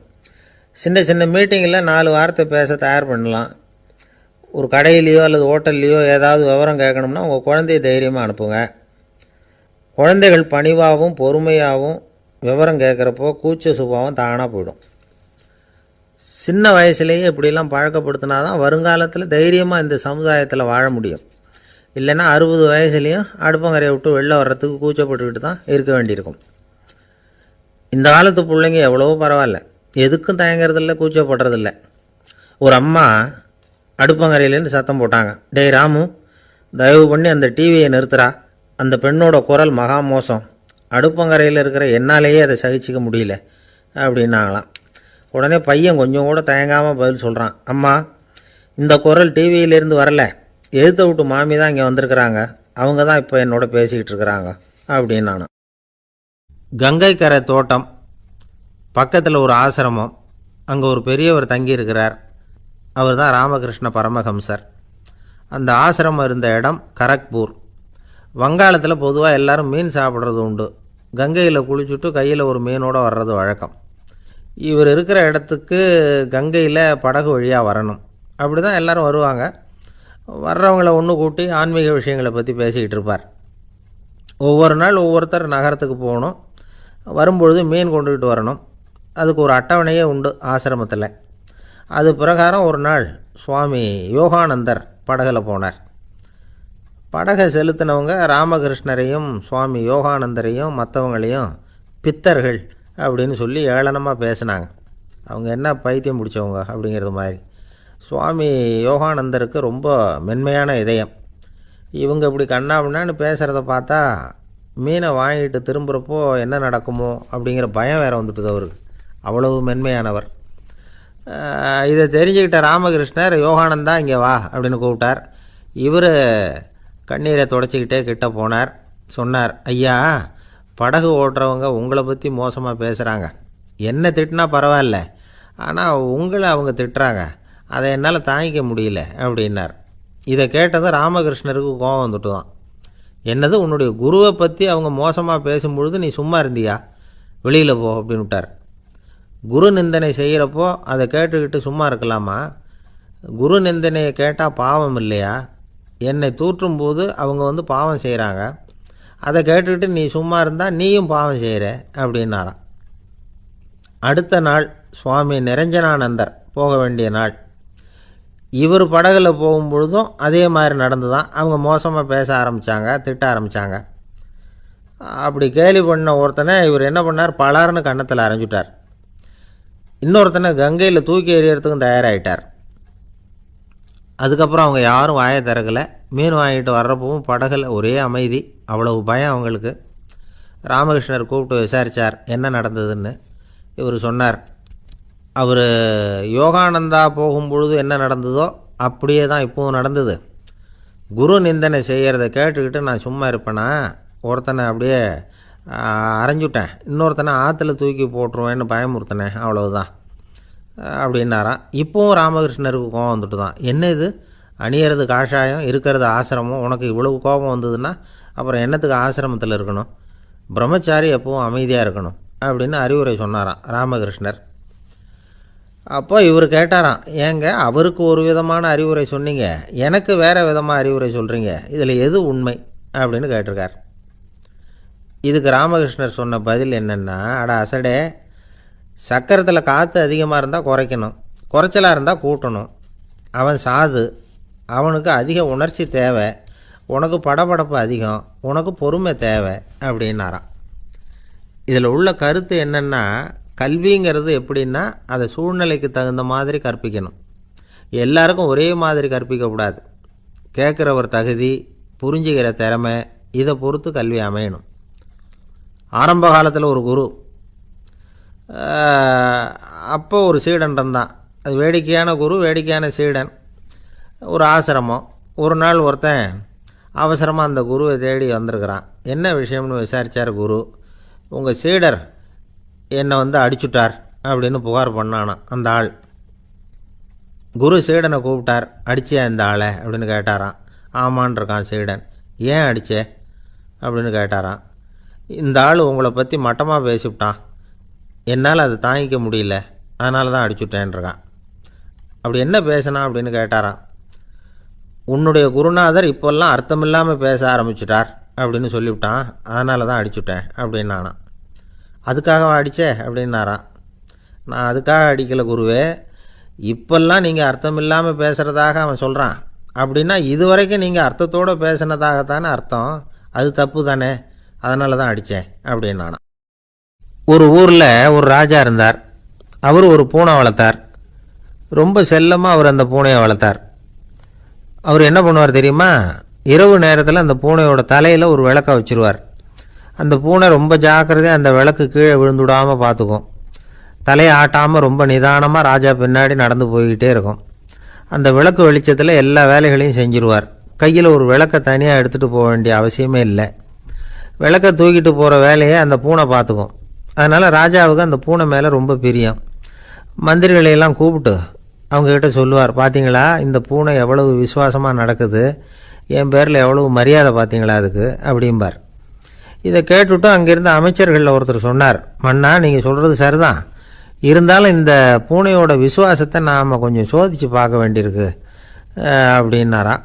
சரி, உங்கள் ஆசையை ஏன் கெடுக்கணும், நல்லா சோதித்து பாருங்கள் அப்படின்னு சொல்லிவிட்டார் ராஜா. உடனே அந்த அமைச்சர் என்ன பண்ணார் தெரியுமா, எங்கேயோ புறப்பட்டு போனார். ஒரு 5-6 எலிகளை பிடிச்சிக்கிட்டு வந்தார். அரண்மனையில் ராஜா ஏதோ வேலை பார்த்துக்கிட்டு இருக்கிறாரு. பக்கத்தில் அந்த பூனை ரொம்ப பணிவாக நின்றுக்கிட்டு இருக்குது. அது தலையில் விளக்கு எரிஞ்சிக்கிட்டு இருக்கு. அமைச்சர் தான் பிடிச்சிக்கிட்டு வந்த எலிகளை அந்த பூனை பார்வையில் படுறது மாதிரி எதிரில் விட்டார். அந்த எலிகள்லாம் அங்கேயும் இங்கேயும் ஓட ஆரம்பிச்சிது. அதை பார்த்தது பூனை, அவ்வளவுதான். தலையில் இருக்கிற விளக்கை பற்றியும் கவலைப்படலை, ராஜாவை பற்றியும் கவலைப்படலை. ஒரே பாய்ச்சலாக பாஞ்சு எலிகளை துரத்த ஆரம்பிச்சுட்டுது. தலையில் இருந்த விளக்கு எங்கேயோ போய் விழுந்தது, அணைஞ்சு போச்சு.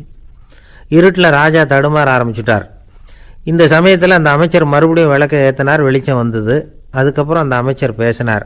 அரசே, பூனையோட விசுவாசத்தை பார்த்தீங்களா, எலி அது கண்ணில் படுற வரைக்கும் தான் விசுவாசமாக இருந்தது.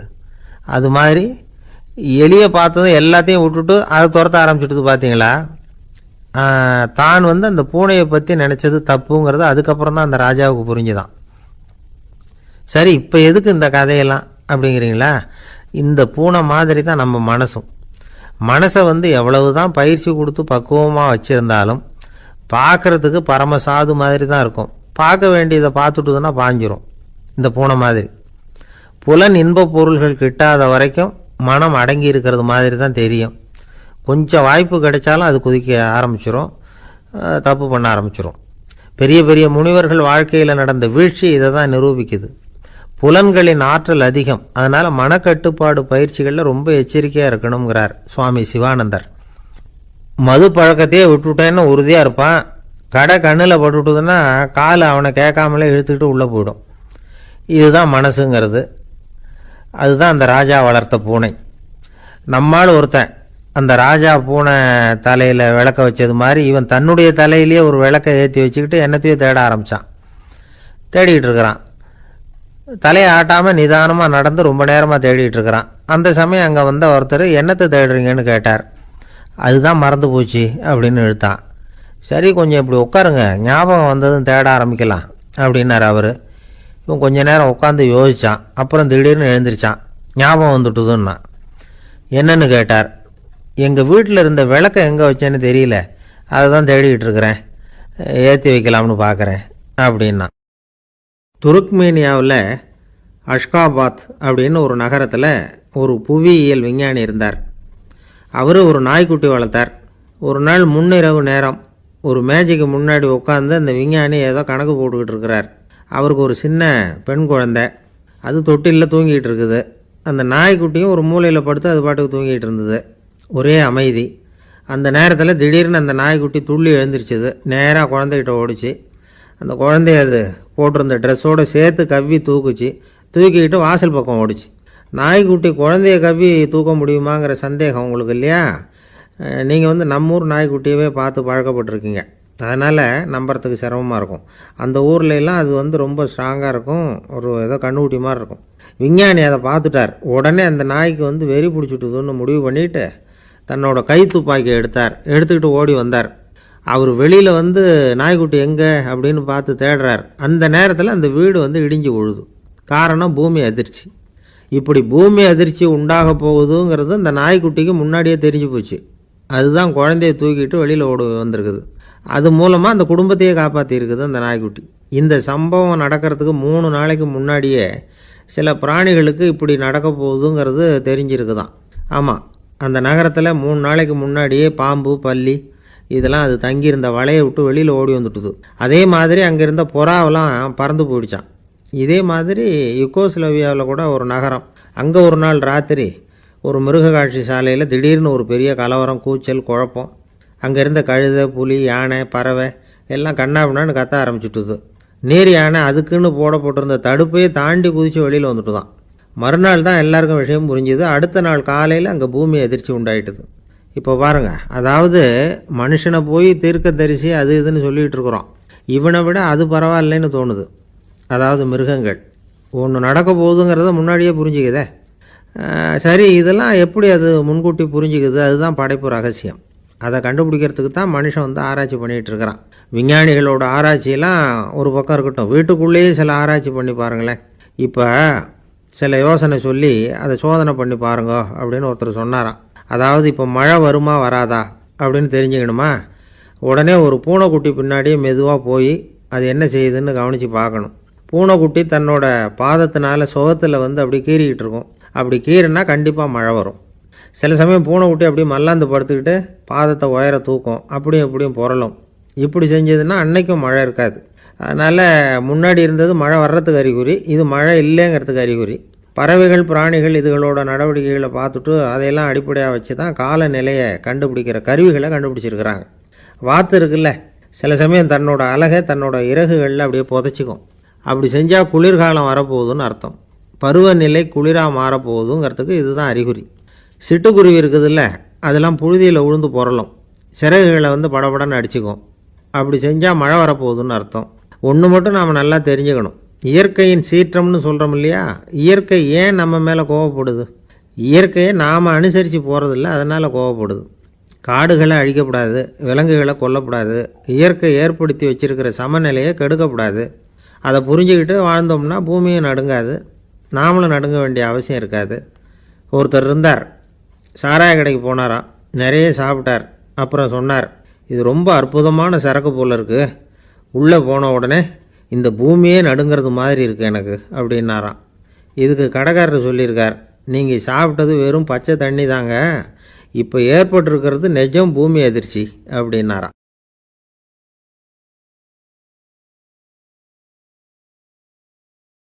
ஒரு பெரிய இடத்து பொண்ணு நிறைய படிச்சிருக்கிறா, பட்டங்கள் எல்லாம் வாங்கியிருக்கிறா, வேலைக்கு எதுக்கும் போகல, அதுக்கு அவசியமும் இல்லை, வசதியான குடும்பம். அந்த பொண்ணுக்கு பொழுதுபோக்கு என்ன தெரியுமா? பத்திரிகை படிக்கிறது, தொலைக்காட்சி பார்க்கறது, வானொலி கேட்கறது, இதுதான் பொழுதுபோக்கு. முக்கியமா அதுல வர்ற விளம்பரங்களை கவனிக்கிறது. சந்தைக்கு ஏதாவது புதுசா பொருள் வந்திருந்தா உடனே காரை எடுத்துட்டு போக வேண்டியது, அதை வாங்கிட்டு வந்துட வேண்டியது. ஒரு நாள் அது மாதிரி ஒரு விளம்பரம் கண்ணில் பட்டது. புதுமையான சமையல் செய்யக்கூடிய சாதனம் ஒன்று வந்திருக்கிறதாக செய்தி. உடனே அதை வாங்கணும்னு ஆசை. வழக்கம் போல அன்னைக்கு சாயந்தரமே காரை எடுத்துட்டு புறப்பட்டா. பார்த்தா விலை அதிகம்தான், இருந்தாலும் அதை பத்தியெல்லாம் கவலைப்படல. அதிக விலை கொடுத்து அந்த சமையல் இயந்திரத்தை வாங்கிட்டு வந்துட்டா. ஒரு பெரிய அழகான அட்டைப்பெட்டிக்குள்ள அது இருந்தது. துண்டு துண்டு பாகங்களா அதுக்குள்ள அடுக்கி வைக்கப்பட்டிருந்தது. அதை ஒன்னோட ஒன்று சேர்த்து முழு இயந்திரமா ஆக்கிய வேண்டியது நம்ம வேலை. அதெல்லாம் எப்படி ஒன்று சேர்க்கறது? அதுக்காக ஒரு கையேடு அது உள்ளே வச்சிருக்கிறாங்க. அந்த பொண்ணு வீட்டுக்கு வந்தா அட்டை போட்டியை பிரிச்சா, ஒவ்வொரு துண்டு பாகத்தை எடுத்து வெளியில வச்சா, பக்கத்துல அந்த விவர புத்தகத்தை வச்சுக்கிட்டா. அது பிரகாரம் அந்த பாகங்களை இணைச்சு பார்த்தா சரியா வரல. மறுபடியும் எல்லாத்தையும் பிரிச்சு பரப்பி வச்சுட்டு ஆரம்பத்துல இருந்து வர்றா. அப்பவும் சரியா வரல. சரி, நேரம் அந்த கடைக்கு போய் அங்கிருந்தே ஒரு ஆளை அழைச்சிட்டு வந்துருவோம் அப்படின்னு சொல்லி காரை எடுத்துட்டு அவ புறப்பட்டா. கடையில இருந்து ஒரு ஆளை கையோட அழைச்சிட்டு வந்தா. 2 பேரும் வந்து சேர்ந்தாங்க. அங்க அவங்களுக்காக ஒரு ஆச்சரியம் காத்துக்கிட்டு இருக்கு வீட்டுல. என்ன ஆச்சுன்னா, அந்த சமையல் இயந்திரம் அழகா கோக்கப்பட்டு அங்க இருக்குது. அது மட்டும் இல்ல, அதுல சமையல் வேலையும் நடந்துகிட்டு இருக்குது. யார் அதை பண்ணது? அவளுக்கு ஆச்சரியம். சமையல் வேலை செய்கிற பணிப்பெண் அங்க வந்தா. வேலை செய்யறவோ, நான் தான் அதை செஞ்சேன்னா. அந்த பொண்ணுக்கு படிக்க தெரியாது, பள்ளிக்கூடத்துக்கே போனதில்லை, சமைக்க தெரியும், அவ்வளவுதான். படிப்பறிவு இல்லாத காரணத்தினால அந்த குறிப்பு புத்தகத்தையும் அவளால படிச்சிருக்க முடியாது. எப்படி இதை பொறுத்தனே அப்படின்னு ரொம்ப ஆச்சரியமா கேட்டாவோ. அந்த விவரம் தெரியாத பொண்ணு, பணி பொண்ணு சொல்றா, படிப்பறிவு இல்லாத போது மூளையை பயன்படுத்த வேண்டிய கட்டாயம் ஏற்படுது, வேற ஒண்ணும் இல்ல அப்படின்னாலாம். படிப்பு மூலமா அறிவை சேகரிச்சுக்கலாம், புத்திசாலித்தனத்தை சேகரிக்க முடியாது. தகவல் அறிவுங்கிறது ஞானம் ஆகாது அப்படின்னு சொல்லுவாங்க. அதுதான் இதுல முக்கியம். நம்மாலும் ஒருத்தன் ரயில்ல பிரயாணம் பண்ணா, ராத்திரி பூரா பயணம், விடிஞ்சதும் பார்த்தா அவன் போட்டியே காணல, யாரை திருடிட்டு போட்டாங்க. அதுக்காக அவன் கவலைப்படணும்ல, கவலைப்படல, சிரிச்சுக்கிட்டு இருக்கிறான். எதிரில இருந்தவர் கேட்டார், ஏங்க பெட்டியை அவனோ எடுத்துட்டு போட்டானே, அதுக்காக கவலைப்படலையா நீங்க அப்படின்னாரு. நான் எதுக்காக கவலைப்படணும், அதோட சாவி என்கிட்ட தானே இருக்கு அப்படின்னு. இவன் தந்தியை விட வேகமா போகக்கூடியது எது அப்படின்னு கேட்டார் ஒருத்தர். வதந்தின்னார் இன்னொருத்தர். அவர் அப்படி சொன்னதுல ஒன்னும் தப்பு இல்ல. வதந்தி வேகமா பரவறதுக்கு என்ன காரணம்? 1க்கு 2 மிகைப்படுத்தி சொல்ற மனுஷ சுபாவம் ஒரு காரணம், சொல்றத அப்படியே நம்புறது இன்னொரு காரணம். எப்பொருள் யார் யார் வாய் கேட்பினும் அப்பொருள் மெய்ப்பொருள் காண்பது அறிவு அப்படின்னாரு வள்ளுவர். யாரு எதை சொன்னாலும் அதை அப்படியே நம்ப கூடாது, அறிவு வேலை செய்யணும். அதுல எந்த அளவுக்கு உண்மை இருக்குது அப்படின்னு கண்டுபிடிக்கணும். முக்கியமான பொறுப்புல உள்ளவங்களுக்கு எல்லாம் இது ரொம்ப முக்கியமா தேவைப்படுகிற ஒரு தகுதி. ஒரு நாட்டுல ஒரு சாதாரண ஆள் ஒருத்தன் இருந்தான். அவங்கிட்ட ஒரு கழுதை இருந்தது, ரொம்ப பிரியமா வளர்த்தான். அவனுக்கு அது ரொம்ப நெருக்கமான நண்பன். வேற மனுஷங்க யாரும் கிடைக்கல போல இருக்குது. அந்த கழுதைக்கு கந்தர்வசேனன் அப்படின்னு பேர் வச்சான். அந்த பேரை சொல்லிதான் அவன் அதை கூப்பிடுறது வழக்கம். அவ்வளவு பிரியமா வளர்த்த அந்த கழுதை ஒரு நாள் திடீர்னு செத்து போச்சு. எப்படி இருக்கும் அவனுக்கு? ரொம்ப சங்கடப்பட்டான், சாப்பிட கூட பிடிக்கல. அவனுக்கு முகத்தை வந்து மூணு வச்சுக்கிட்டு அவன் பாட்டு உட்காந்துருக்கிறான். இந்த நேரம் பார்த்து அவனுக்கு வேண்டியப்பட்ட ஒருத்தன் அந்த பக்கமா வந்தான். அவனை பார்த்தான். ஏன்டா அப்படி உட்காந்துருக்கிற அப்படின்னு கேட்டான். கந்தர்வசேன செத்து விட்டதா சொல்லி குலுங்கி அழ ஆரம்பிச்சுட்டான் இவன். கந்தர்வசேனன் யாருன்னு கேட்டான் இவன். அப்படி கேட்ட உடனே அவன் இன்னமும் சத்தம் போட்டு ஒவ்வொன்னு கத்த ஆரம்பிச்சுட்டான். துக்கம் அதிகமாயிட்டுது. அவன் அழற வேகத்தை பார்த்ததும் சரி, கந்தர்வசேனன்ங்கிறது முக்கியமான ஒரு பெரிய மனுஷன் போல இருக்கு அப்படின்னு இவன் முடிவு பண்ணிட்டான். நம்ம ஃப்ரெண்டோட துக்கத்தை நாமளும் பகிர்ந்துக்கணும்னு நினைச்சான். உடனே தலையை மொட்டை அடிச்சுக்கிட்டான், மீசை எடுத்துட்டான், கருப்பு உடை போட்டுக்கிட்டான். கந்தர்வசேனன் இறந்த செய்தி இப்படி காத்து வாக்குல பரவ ஆரம்பிச்சது ஊர் பூரா. ஊர்ல உள்ளவங்க எல்லாம் இந்த செய்தியை கேட்டதும் அவங்களும் தலையை மொட்டை அடிச்சுக்கிட்டு கருப்பு துணி போட்டுக்க ஆரம்பிச்சுட்டாங்க. ஒரே நாள்ல நகரம் பூராவும் துக்கத்துல ஆழ்ந்து போச்சு. எங்க பார்த்தாலும் மொட்டை தலை, கருப்பு துணி. அந்த நாட்டு அமைச்சர் இதை பார்த்தார். ஜனங்கள்லாம் வருத்தமா இருக்கிறாங்களே அப்படின்னு நினைச்சு சில பேரை கூப்பிட்டு விசாரிச்சார், என்ன விஷயம் அப்படின்னு. கந்தர்வசேனன் செத்துட்டார், அதனாலதான் இப்படி துக்கம் அனுஷ்டிக்கிறோம் அப்படின்னாங்க. அவராவது கொஞ்சம் யோசனை பண்ணி பார்த்திருக்கலாம்ல. கந்தர்வசேனன்னு சொல்றீங்களே, யார் அது அப்படின்னு விசாரிக்கலாம்ல. விசாரிக்கல. மக்கள் துயரத்துல நாமளும் பங்கு எடுத்துக்கணும் அப்படின்னு தான் அவர் நினைச்சார். அவரும் உடனே மொட்டை அடிச்சுக்கிட்டு கருப்பு சட்டை போட்டு ஆரம்பிச்சிட்டார். அமைச்சர் இப்படி இருக்காருங்கிற செய்தி அரசருக்கு எட்டுச்சு. அவர் என்ன பண்ணாரு, அவரும் மொட்டை போட்டுக்கிட்டு தூக்கம் அனுஷ்டிக்க ஆரம்பிச்சிட்டார். அன்னைக்கு ராத்திரி ராஜா மொட்டை தலையோட அந்த புறத்துக்கு வரார், முகத்தை முன்னு வச்சுக்கிட்டு. ராணி பார்த்தாங்க. என்னங்க இது, என்ன விஷயம், உங்க துக்கத்துக்கு என்ன காரணம்னு கேட்டாங்க. ராஜா ரொம்ப கவலையோட, கந்தர்வசேனன் செத்துட்டாராம், ஜனங்கள்லாம் வருத்தத்துல இருக்கிறாங்க, அதனால நானும் அவங்களோட துக்கத்துல பங்கெடுத்துக்கிறேன், ஒரு ராஜாவோட கடமை இல்லையா அது அப்படின்னார். அது சரி, கந்தர்வசேனன் யாரு, உங்க அப்பாவா அண்ணனா, எதுக்காக தலையை மொட்டை அடிச்சிங்க அப்படின்னு கேட்டாங்க ராணி. அதுக்கப்புறம் தான் ராஜா யோசிக்க ஆரம்பிச்சார். ஆமா, அதுவும் சரிதானே, நாம என்னத்துக்கு அவசரப்பட்டு இப்படி பண்ணோம் அப்படின்னு சொல்லி நினைச்சுக்கிட்டு அதுக்கப்புறம் அமைச்சரை கூப்பிட்டார். அப்புறம் விவரம் கேட்டார். யாருங்க இது கந்தர்வசேனங்கிறது யாருன்னு கேட்டார். அவரும் அதுக்கப்புறம் தான் யோசிக்க ஆரம்பிச்சார். அவரு ஜனங்களை கூப்பிட்டு விசாரிச்சார். ஒவ்வொருத்தரா விசாரிச்சுக்கிட்டே கடைசியா அந்த ஆளுகிட்ட போய் சேர்ந்தாங்க. கந்தர்வசேனன் யாருன்னு கேட்டாங்க. என்னோட கழுதைன்னாங்க. ராஜாவும் மந்திரியும் தலையை தொங்க போட்டுக்கிட்டாங்க. எல்லாரும் சொல்றதையும் கண்ணை மூடிட்டு நம்ப ஆரம்பிச்சா கதை இப்படிதான் போய் முடியும். இந்த காலத்துல எல்லாம் சில பேர் சொல்ற விஷயம் கப்சா மாதிரி இருக்கும், ரீல் விடுறார் அப்படின்னு நினைப்போம். ஆனா அதுலயும் உண்மை இருக்கும். ஒருத்தர் ரொம்ப பெருமையா சொன்னார், சார் 10 பேர் ஒரே குடையில வந்தோம் சார், ஒரு சொட்டு தண்ணி கூட எங்க யார் மேலயும் படல சார் அப்படின்னார். 10 பேர் ஒரே குடையில வந்திருக்கிறாங்க, ஒரு சொட்டு தண்ணி கூட மேல படலையா, பெருமையா சொன்னார். அது எப்படிங்கன்னு கேட்டோம். அவர் சொல்றாரு, ஏன்னா அப்ப மழையே பெய்யல சார் அப்படின்னார். ஒரு பெரிய ஆறு, அதை கடந்து அடுத்த பக்கம் போகணும். இந்த பக்கம் 8 பேர் நின்றுட்டு இருக்கிறாங்க. 8 பேரும் சேர்ந்து ஒரு குழுவா வந்திருக்கிறாங்க. இவங்க எல்லாருமே பண்டிதர்கள், குருமார்கள், அதாவது அறிவாளிகள். இவங்க எல்லாரும் அந்த ஆற்றை கடந்து அடுத்த கரைக்கு போகணும். அப்புறம் அங்க இருந்து பக்கத்துல இருக்கிற ஒரு ஊருக்கு போய் சேரணும். கரை ஓரமா ஒரு படகு கட்டி கிடந்தது, அதுல ஏறி உக்காந்தாங்க. அது மூலமா அடுத்த கரைக்கு போய் சேர்ந்தாங்க.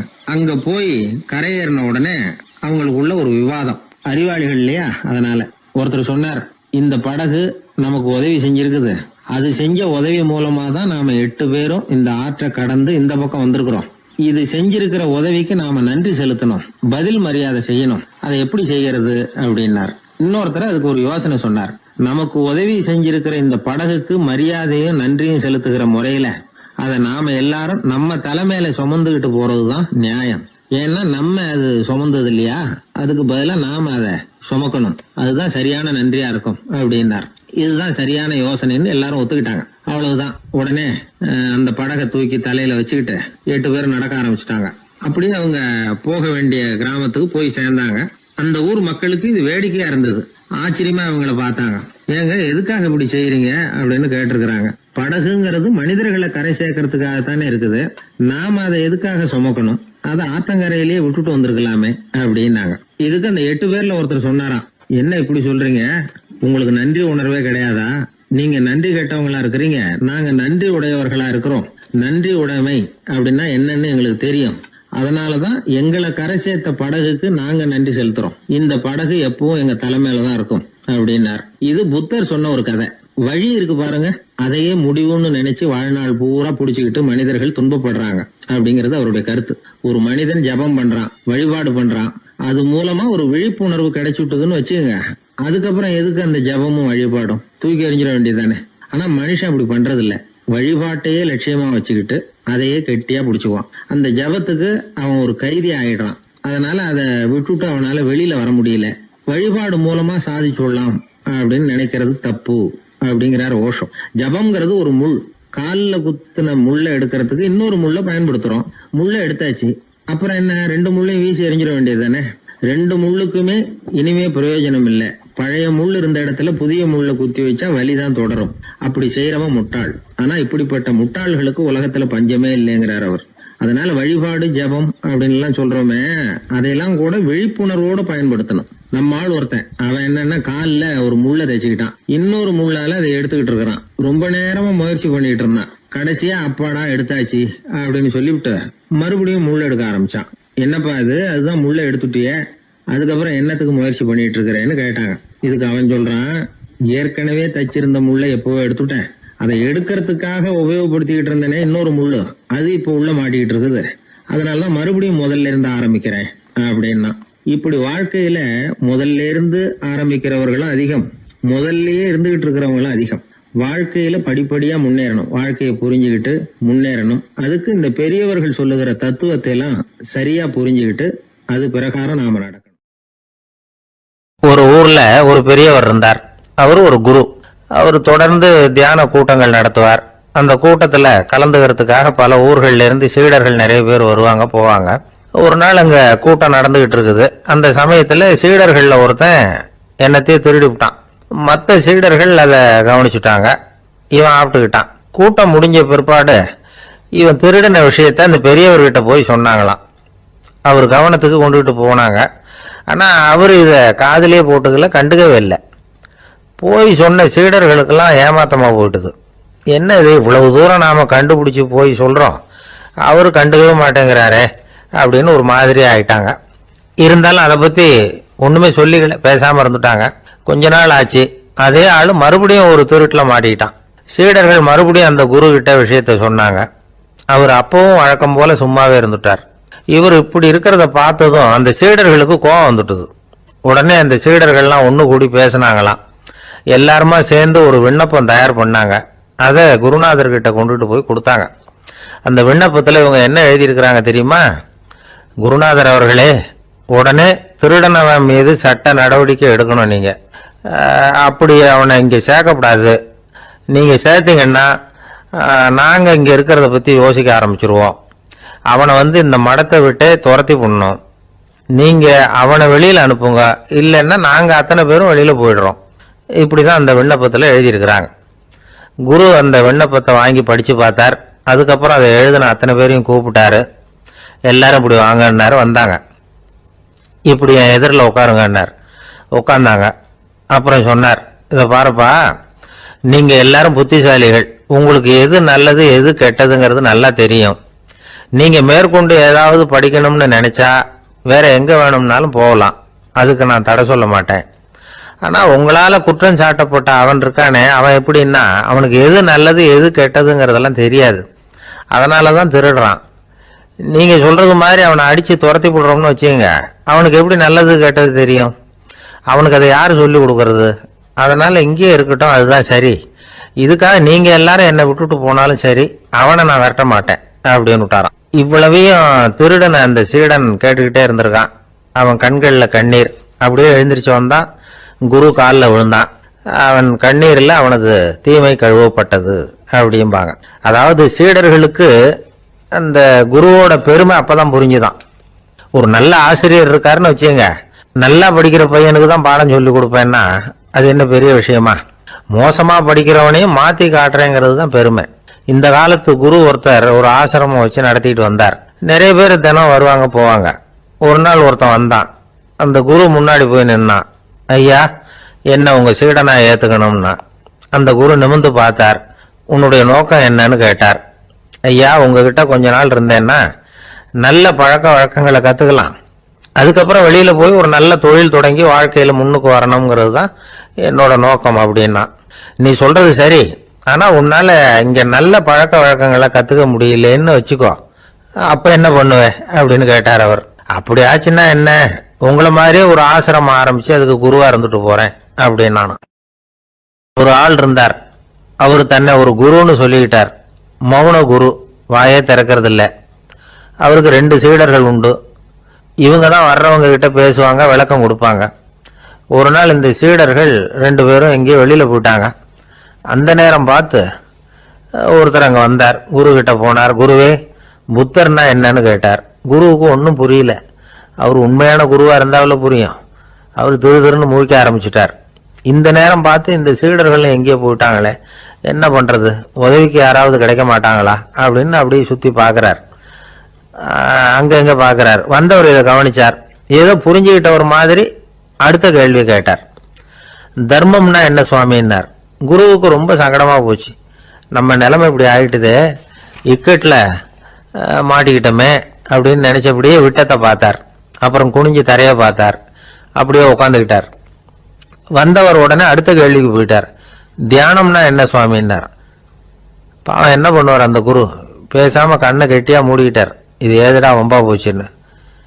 இவர் இப்படி பண்ணா கூட வந்தவர் சளைக்கல. இன்னொரு கேள்வியும் கேட்டார், ஆசீர்வாதம்னா என்ன அப்படின்னார்.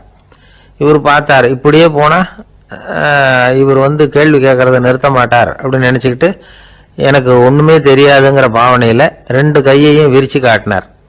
வந்தவர் முகத்துல மகிழ்ச்சி, மன நிறைவு, ஏதோ எல்லாம் புரிஞ்சுக்கிட்ட ஒரு மாதிரி அங்கிருந்து புறப்பட்டு போனார். வழியில அந்த குருவோட சீடர்கள் 2 பேரையும் சந்திச்சார். உங்க குருவை தான் பார்த்துட்டு வரேன்னார் இவர். என்ன நடந்ததுன்னு கேட்டாங்க. இவர் வரமா சொல்றார், உங்க குரு எவ்வளவு பெரிய ஞானி தெரியுமா? புத்தர்னா என்னன்னு கேட்டேன். அதுக்கு அவர் அப்படியும் இப்படியும் பார்த்தார். அதுக்கு என்ன அர்த்தம் தெரியுமா?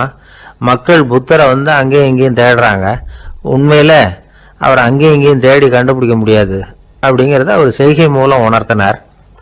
அதுக்கப்புறம் தர்மம்னா என்னன்னு கேட்டேன். அவர் மேலையும் கீழையும் பார்த்து தர்மம் சமமானது, அதுல உயர்வு தாழ்வு இல்லைங்கிறத உணர்த்தினார். அதுக்கப்புறம் தியானம்னா என்னன்னு கேட்டேன். கண்ணை மூடிக்கிட்டார். கண்ணை மூடி காணுகிற அற்புதம் அது அப்படிங்கிறத புரிஞ்சுக்கிட்டேன். கடைசியா ஆசீர்வதிக்கப்படுறது பத்தி கேட்டேன். கைகளை நீட்டி உதவுறது தான் அது அப்படிங்கிறத தன்னுடைய இருகை விரிச்சு உணர்த்தினார். எவ்வளவு பெரிய மகான் அவர் அப்படின்னு சொல்லிவிட்டு அவர் பாட்டு போயிட்டார். சீடர்கள் அதுக்கப்புறம் மெதுவாக குரு கிட்ட சேர்ந்தாங்க. அவங்கள பார்த்ததும் குருவுக்கு கோபம் வந்துட்டுது. அடே பாவிகளா, எங்கடா போய் தொலைஞ்சிங்க? நான் ஒரு ஆளுகிட்ட மாட்டிக்கிட்டு என்ன பாடுபட்டிருக்கேன் தெரியுமான்னார். இது மாதிரி தான் நாம சாதாரண மனிதர்களின் புற வேடங்களிலேயே மயங்கி போயிடுறோம். அவங்க பேச்சு, செய்கை, பார்வை இதுல எல்லாம் ஏதோ பெரிய தத்துவம் இருக்கிறதாக நினைச்சுக்கிறோம். உண்மையிலேயே அந்த தத்துவங்கள் யாருக்கு சொந்தம்? அவங்களுக்கு இல்லை, நமக்கு தான் சொந்தம். நாம தானே அதை கற்பிச்சுக்கிட்டோம். நம்மை நாம அடையாளம் கண்டுக்கிறது இல்லை, நாம யாருங்கிறது நமக்கு புரியறது இல்லை. அதுதான் இன்னைக்கு நடக்கிறது. அதனாலதான் அடுத்தவங்களை தேடி ஓடிட்டு இருக்கிறோம். சில வீடுகளில் கூட இது மாதிரி சைகைகள் உண்டு. சில குடும்ப தலைவர்கள் தினமும் காலையில கண்ணை கெட்டியா மூடிக்கிட்டு கை 2ஐயும் சுத்தமா விரிச்சு வச்சுக்கிட்டே உட்காந்து தியானம் பண்றது வழக்கம். எதுக்காக அப்படி பண்றீங்கன்னு ஒருத்தரை பார்த்து கேட்டேன். இந்த மாசம் வாங்கின சம்பளம் பூரா தீர்ந்து போச்சு, இனிமே என் கையில சுத்தமா ஒண்ணும் இல்ல, புதுசா எதுவும் செலவு வச்சுடாதே அப்படிங்கறத அப்படி உள்ளங்கை 2ஐயும் விரிச்சு காட்டி அவங்களுக்கு உணர்த்துறேன் அப்படின்னார். ஒருத்தன் வேகமா ஓடி வந்தான். ஏப்பா அப்படி தலை தெறிக்க ஓடி வர்றேன்னு கேட்டேன். பின்னாடி துரத்திக்கிட்டு வருது சார் அப்படின்னா. ஏதாவது நாய் துரத்திக்கிட்டு வருது போல இருக்கு அப்படின்னு நினைச்சு அவனுக்கு பின்னாடி பாக்குறேன். கண்ணு கேட்டின தூரம் வரைக்கும் எதுவுமே தெரியல. ஏன்பா எதுவும் ஒன்ன துரத்துறது மாதிரி தெரியலையேன்னு. நல்லா பாருங்க சார் அப்படின்னா. பார்த்துட்டு தான் சொல்றேன் என்ன. இதோ பாருங்க சார், இதுதான் என்ன துரத்துது அப்படின்னு அவன் காட்டுறான். அவன் சுட்டி காட்டின இடத்துல பார்த்தா அங்க அவனுடைய நிழல் தான் தெரியுது. என்னப்பா சொல்ற அப்படின்னு சொல்லி அவனை சந்தேகமா பார்த்தேன். அதுக்கப்புறம் தான் விவரமா பேசினான். சார், எனக்கு என் நிழலை கண்டா பிடிக்கிறது இல்லை. எப்ப பார்த்தாலும் இது என்னையே பின்தொடர்ந்து வந்துகிட்டு இருக்குது. இதை என்னால சகிக்கவே முடியல. இதை என்கிட்ட இருந்து பிரிக்கிறதுக்கு எவ்வளவோ முயற்சிகள்லாம் பண்ணி பார்த்துட்டேன், முடியலன்னா. அப்படி என்னென்ன முயற்சிகள் பண்ணினேன் அப்படின்னு கேட்டேன். அவன் என்னென்ன செஞ்சாங்கிறத விவரமா சொன்னான். அவன் என்ன பண்ணிருக்கிறான், ஒரு பெரிய குழியை தோண்டி அதுல தன்னுடைய நிழலை புதைச்சிருவோம் அப்படின்னு முடிவு பண்ணிட்டு மண்வெட்டி எடுத்துக்கிட்டு தோட்டத்து பக்கம் போயிருக்கான். ஆழமா ஒரு குழியை தோண்டி இருக்கான். குனிஞ்சு பாக்குறான். அந்த குழிக்குள்ள தன்னுடைய நிழல் தெரியுது. ஆஹா, இதுதான் சமயம், நிழல் இப்ப குழிக்குள்ள இருக்கு, மண்ணை போட்டு மூடி போடலாம் அப்படின்னு நினைச்சுக்கிட்டு கொஞ்சம் மண்ணை அள்ளி போட்டான். பார்த்தா இப்ப அந்த நிழல் அந்த மண்ணுக்கு மேல நிக்குது. இது ஏதுடா ரொம்ப போச்சு அப்படின்னு அவசரமா மண்ணை வாரி போட்டு மூடி பாக்குறான். குழி பூராவும் மூடி விட்டு பாக்குறான். மறுபடியும் நிழல் மேல உட்காந்துட்டு இருக்குது. சரி, இதை குழியில புதைக்க முடியாது அப்படின்னு முடிவு பண்ணிட்டு இதை இங்கேயே இப்படியே விட்டுட்டு ஒரே ஓட்டமா ஓடி போடுவோம் அப்படின்னு நினைச்சு எடுத்தான் ஓட்டம். அது காலை நேரம். இவன் மேற்க நோக்கி ஓடிட்டு இருக்கிறான். ஓடி ஓடி பாக்குறான், நிழல் இவனை விட வேகமா இவனுக்கு முன்னாடி ஓடிட்டு இருக்கு. சரி, திரும்பி ஓடி பார்ப்போம் அப்படின்னு நினைச்சுக்கிட்டு அப்படியே சடார்னு திரும்பி ஓட ஆரம்பிச்சான். பார்த்தான், அப்பாடா நிழலை காணல. கொஞ்ச தூரம் ஓடி ஒரு இடத்துல நின்று அப்படியே சாவகாசமா திரும்பி பார்க்கறான். பின்னாடி நின்றுட்டு இருக்குது நிழல். இப்படி ஓடி வந்துதான் இங்க நம்ம முன்னாடி நின்று தன்னுடைய அவஸ்தையை சொல்லிட்டு இருக்கிறான். இந்த நிழலை துரத்துறது அல்லது வெட்டி விடுறது, இதுக்கு ஏதாவது வழி இருக்கா சொல்லுங்க சார் அப்படிங்கிறான். நமக்கு ஒன்றும் புரியல. அந்த நேரம் பார்த்து ஒரு பெரியவர் வந்தார். அவர்கிட்ட யோசனை கேட்டோம், என்ன செய்யலாம்னு. அவர் சொன்னார், இந்த பாருப்பா, நீ அங்கேயும் எங்கேயும் ஓடாத, அப்படியே கீழே படுத்துக்கொண்டார். அது நல்ல உச்சி வேலை. அவன் அப்படியே கீழே படுத்துக்கிட்டான். இப்போ அப்படி இப்படின்னு திரும்பி பார்க்கறான், நிழலை காணல. அவன் இப்பதான் நிம்மதியா இருந்தான். இப்ப அந்த பெரியவர் சொன்னார், எல்லா மனிதர்களுமே இப்படிதான் ஓடிட்டு இருக்கிறாங்க. நான் எனது அப்படிங்கிற ஆணவம் தான் அவங்கள துரத்திக்கிட்டு இருக்கு. அதை விட்டுட்டு ஓடணும்னு நினைச்சாலும் அது முன்னாடி வந்து நிக்குது. பரம்பொருளை நோக்கி ஓடுறப்போ இந்த ஆணவம் பின்னாடி வந்து விடுது. பரிபூர்ண சரணாகதிங்கிற நிலையில அது முழுசுமா மறைஞ்சு விடுது. தன்னை உணர்கிற வேலை அது. அந்த நேரம் மனிதனுக்கு விடுதலை உணர்வு ஏற்படுகிற நேரம் அது. அப்படிப்பட்ட சுதந்திர மனிதர்களாக எல்லாரும் மாறி போயிட்டாங்கன்னா இந்த உலகமே இன்பமயம் அப்படின்னு ஒரு விளக்கம் கொடுத்தார் பெரியவர். நம்மால் ஒருத்தர் வேகமா ஓடி வந்துகிட்டு இருந்தான். ஏன்டா அப்படி ஓடி வர்ற அப்படின்னு கேட்டார் எதிரில் வந்தவர். ஆசை துரத்துது, அதுதான் ஓடி வர்றேன்னா. உனக்கு என்ன ஆசைன்னு கேட்டார். எனக்கு ஒன்றும் ஆசை இல்லைங்க, என்னை எப்படியாவது பிடிச்சுடணும்னு போலீஸ்காரங்களுக்கு ஆசை. அந்த ஆசை இப்ப என்னை துரத்தி பின்னாடி வந்துகிட்டு இருக்குது. அதுதான் தப்பிச்சு வந்துகிட்டு இருக்கிறேன். குறுக்க நிக்காதீங்க சார், வழியை விடுங்க அப்படின்னு சொல்லிவிட்டு வேகமா ஓடி மறைஞ்சான். எனக்கு வாழ்க்கையில ஒரே ஒரு ஆசை தான் சார் அப்படின்னார் ஒருத்தர். அது என்னன்னு கேட்டேன். ஆசைகளை ஒழிச்சுடணுங்கிறது தான் என்னோட ஆசை அப்படின்னார். இப்படி ஆசைகளை ஒழிக்க வேண்டும் அப்படிங்கிறதையே ஒரு ஆசையா கொள்றது அபத்தம் அப்படிங்கிறார் ஒரு பெரியவர். இது மாதிரி ஆசைகளை ஒழிக்க ஆசைப்பட்டா அந்த நோக்கம் நிறைவேறாதான். அந்த முயற்சியால புதுசா சில துன்பங்கள் தான் சேருமா. அதுல புதுசா ஒரு ஆசை தலை தூக்கும் அப்படிங்கிறார் அவர். ஆசைகளை தானா விழ வச்சுடலாம். அதுக்கு வழி என்ன தெரியுமா? எந்த ஒரு ஆசையையுமே பூரணமா நிறைவேற்றிக் கொள்ள முடியாதுங்கிறத உணரணும். அதை உணர்ந்தா ஆசைகள் தானா வந்துடும். அதை விட்டுட்டு ஆசைகளை விட்டுடணுங்கிறதையே ஒரு ஆசையா வச்சுக்கிட்டு அதுக்காக கடுமையா முயற்சிகளையும் செஞ்சுக்கிட்டு நான் ஆசைகளை விட்டுட்டு ஞானோதயம் அடையறதுக்கு கடுமையா முயற்சி பண்ணிட்டு இருக்கிறேன் சார் அப்படின்னு சொல்லிக்கிட்டு இருந்தா எந்த காலத்திலையும் ஞானோதயம் வரப்போறது இல்லை. அதுக்கு பதிலா துன்பம் தான் சேரும் அப்படிங்கிறது அவரோட கருத்து. எந்த ஒரு ஆசையையும் பூரணமா நிறைவேற்றி கொள்ள முடியாது அப்படிங்கிறத உணரணும். ஒரு ராஜா, அவர் மனசுல அமைதி இல்லை, எப்பவும் கஷ்டப்பட்டுக்கிட்டே இருந்தார். இந்த துன்பத்தை போக்குறதுக்கு பல வழிகள்ல என்னென்னமோ முயற்சியெல்லாம் பண்ணி பார்த்தார். ஒன்னும் சரியா வரல. கடைசியா ஒரு காரியம் பண்ணார். அதாவது ஒரு வேதாந்தியை தேடிட்டு போனார். அவரை பார்த்து கேட்டார், ஐயா, என்னுடைய துன்பங்கள்ல இருந்து நான் விடுபடணும், அதுக்கு சுலபமா ஏதாவது ஒரு வழி இருந்தா சொல்லுங்களேன் அப்படின்னு கேட்டுக்கிட்டார். அதுக்கு அந்த வேதாந்தி சொன்னார், அதுக்கு ஒரு வழி சொல்றேன், அது மாதிரி செய். அதாவது உன்னுடைய ராஜ்யத்துக்குள்ள போதுங்கிற மனசோட வாழற ஒருத்தனை கண்டுபிடிக்கணும். அப்படி கண்டுபிடிச்சு அவனுடைய சட்டையை வாங்கி நீ போட்டுக்கணும். அப்படி போட்டுக்கிட்டா உன்னுடைய துன்பம் தீர்ந்துரும் அப்படின்னார். உடனே ராஜாவுக்கு ரொம்ப மகிழ்ச்சி. அரண்மனையில இருந்த அத்தனை பேரையும் ஆளுக்கு ஒரு பக்கமா அனுப்புனார், தேட சொன்னார். போதுங்கிற மனசுடைய ஒருத்தனை கண்டுபிடிச்சு கொண்டுகிட்டு வாங்க அப்படின்னார். எங்கெங்கயோ தேடி கடைசியா ஒரு ஆளை கண்டுபிடிச்சாங்க. அவன் போதுங்கிற மனசோட இருக்கிறவன் தான். ஆனா அவன்கிட்ட சட்டை எதுவும் இல்லை. இடையில கட்டி இருக்கிற துண்டே போதுங்கிற மனசோட அவன் வாழ்ந்துகிட்டு இருக்கிறான். சட்டை இருந்தாவில் ராஜா வாங்கி மாட்டிக்க முடியும். அந்த வேதாந்தி ஏன் அப்படி சொன்னாருங்கிறதுக்கான அர்த்தம் இப்பதான் ராஜாவுக்கு புரிஞ்சுதான். இதுவரைக்கும் சொன்னதெல்லாம் ஞான மார்க்கத்தை தேடிக்கிட்டுறவனுக்கான உள்ள தகவல். இப்போ இன்னைக்கு இளைஞர்கள் இதை கேட்டுவிட்டு நமக்கு ஆசையே வேணாம் அப்படின்னு முடிவு பண்ணிவிட்டா வாழ்க்கையில முன்னேறவே முடியாது. நம்முடைய முயற்சிக்கு ஆசைதான் தூண்டுகோல். அதனால இந்த ஆசையையும் அந்த ஆசையையும் போட்டு குழப்பிக்க கூடாது. ஆனா ஒண்ணு, பேராசை நமக்கு தேவையில்லை. நாம படுற ஆசையிலேயும் ஒரு நியாயம் இருக்கணும். ஏன்னா நம்மள சில பேர், நீங்க தான் சார் சொன்னீங்க, அதனாலதான் ஆசைப்பட்டேன், அரைதான் கிடைச்சது மிச்சம் அப்படிம்பாங்க கன்னத்தை தடவிக்கிட்டே. அதனால இப்பெல்லாம் எந்த தகவலை சொன்னாலும் ரொம்ப எச்சரிக்கையா இருக்க வேண்டி இருக்குது. ஒரு ஆளு ஒரு கடை வச்சு வியாபாரம் பண்ணிட்டு இருந்தான். அவனுக்கு ரொம்ப பேராசை, நிறைய பணம் சேர்க்கணும்னு. திடீர்னு ஒரு நாள் அவனுக்கு உடம்பு ரொம்ப சுகம் இல்லாம போயிட்டுது. இனிமே பிழைக்கிறது கஷ்டங்கிற நிலைமை. மரணப்படுகையில இருக்கிறான். சொந்தக்காரங்கள்லாம் சுத்தி உட்கார்ந்து இருக்கிறாங்க. இவன் மெதுவா கண்ணை திறந்து பாக்குறான். என் வீட்டுக்காரி எங்கன்னா, இதோ இருக்கேன் அப்படின்னாங்க அந்த அம்மா. பசங்கள்லாம் எங்கேங்கிறான். இதோ பக்கத்துலதான் நின்றுட்டு இருக்கிறோங்கிறாங்க. பொண்ணுங்க எங்கேங்கிறான். எல்லாம் இங்கதான் இருக்கிறோம் அப்படிங்கிறாங்க. எல்லாம் இங்கதான் பக்கத்துலதான் இருக்கோம், நீங்க கவலைப்படாதீங்கன்னு சொல்றாங்க எல்லாம். அவன் மெதுவா கஷ்டப்பட்டு வாயை திறந்து, அட பாவீங்களா, எல்லாரும் இங்க இருந்தா அங்க கடையை யாரு கவனிக்கிறது அப்படின்னானா.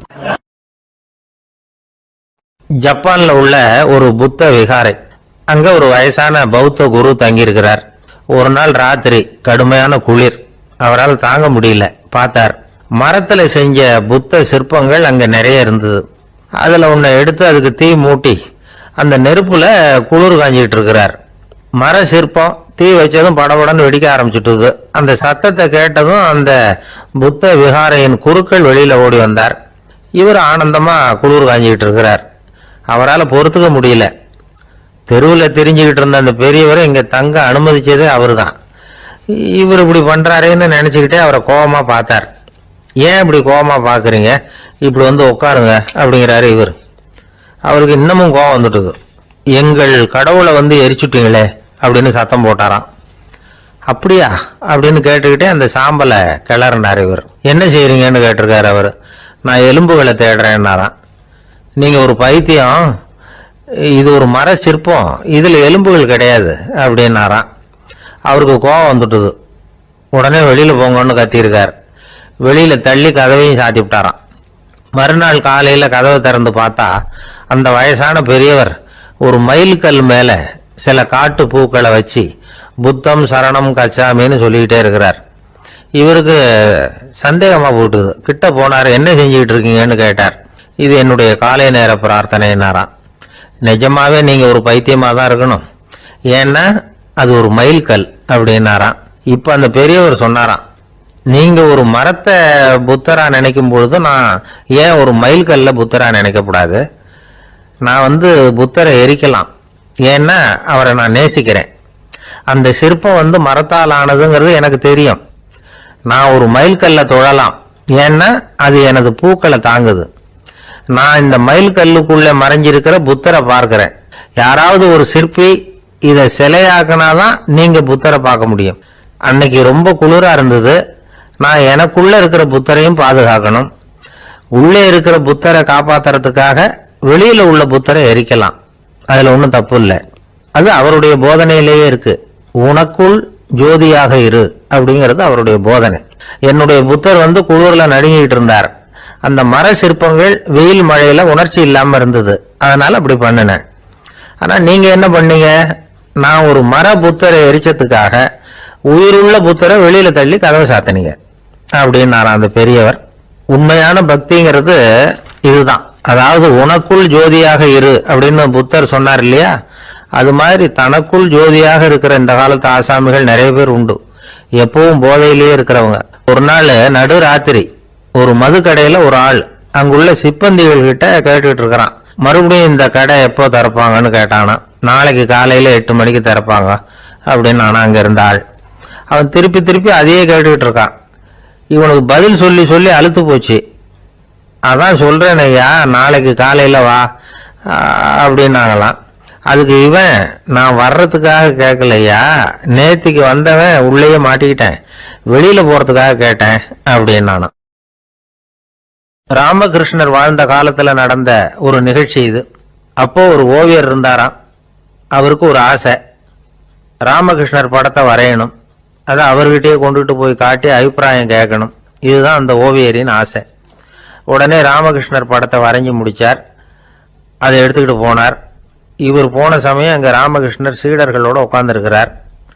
விவேகானந்தர் அங்க இருக்கிறார். இந்த ஓவியர் கொண்டுகிட்டு போய் தான் வரைந்த ஓவியத்தை அவர்கிட்ட காட்டினார். ராமகிருஷ்ண பரமஹம்சரின் ஓவியத்தை ராமகிருஷ்ணர்கிட்டயே காட்டுறார்.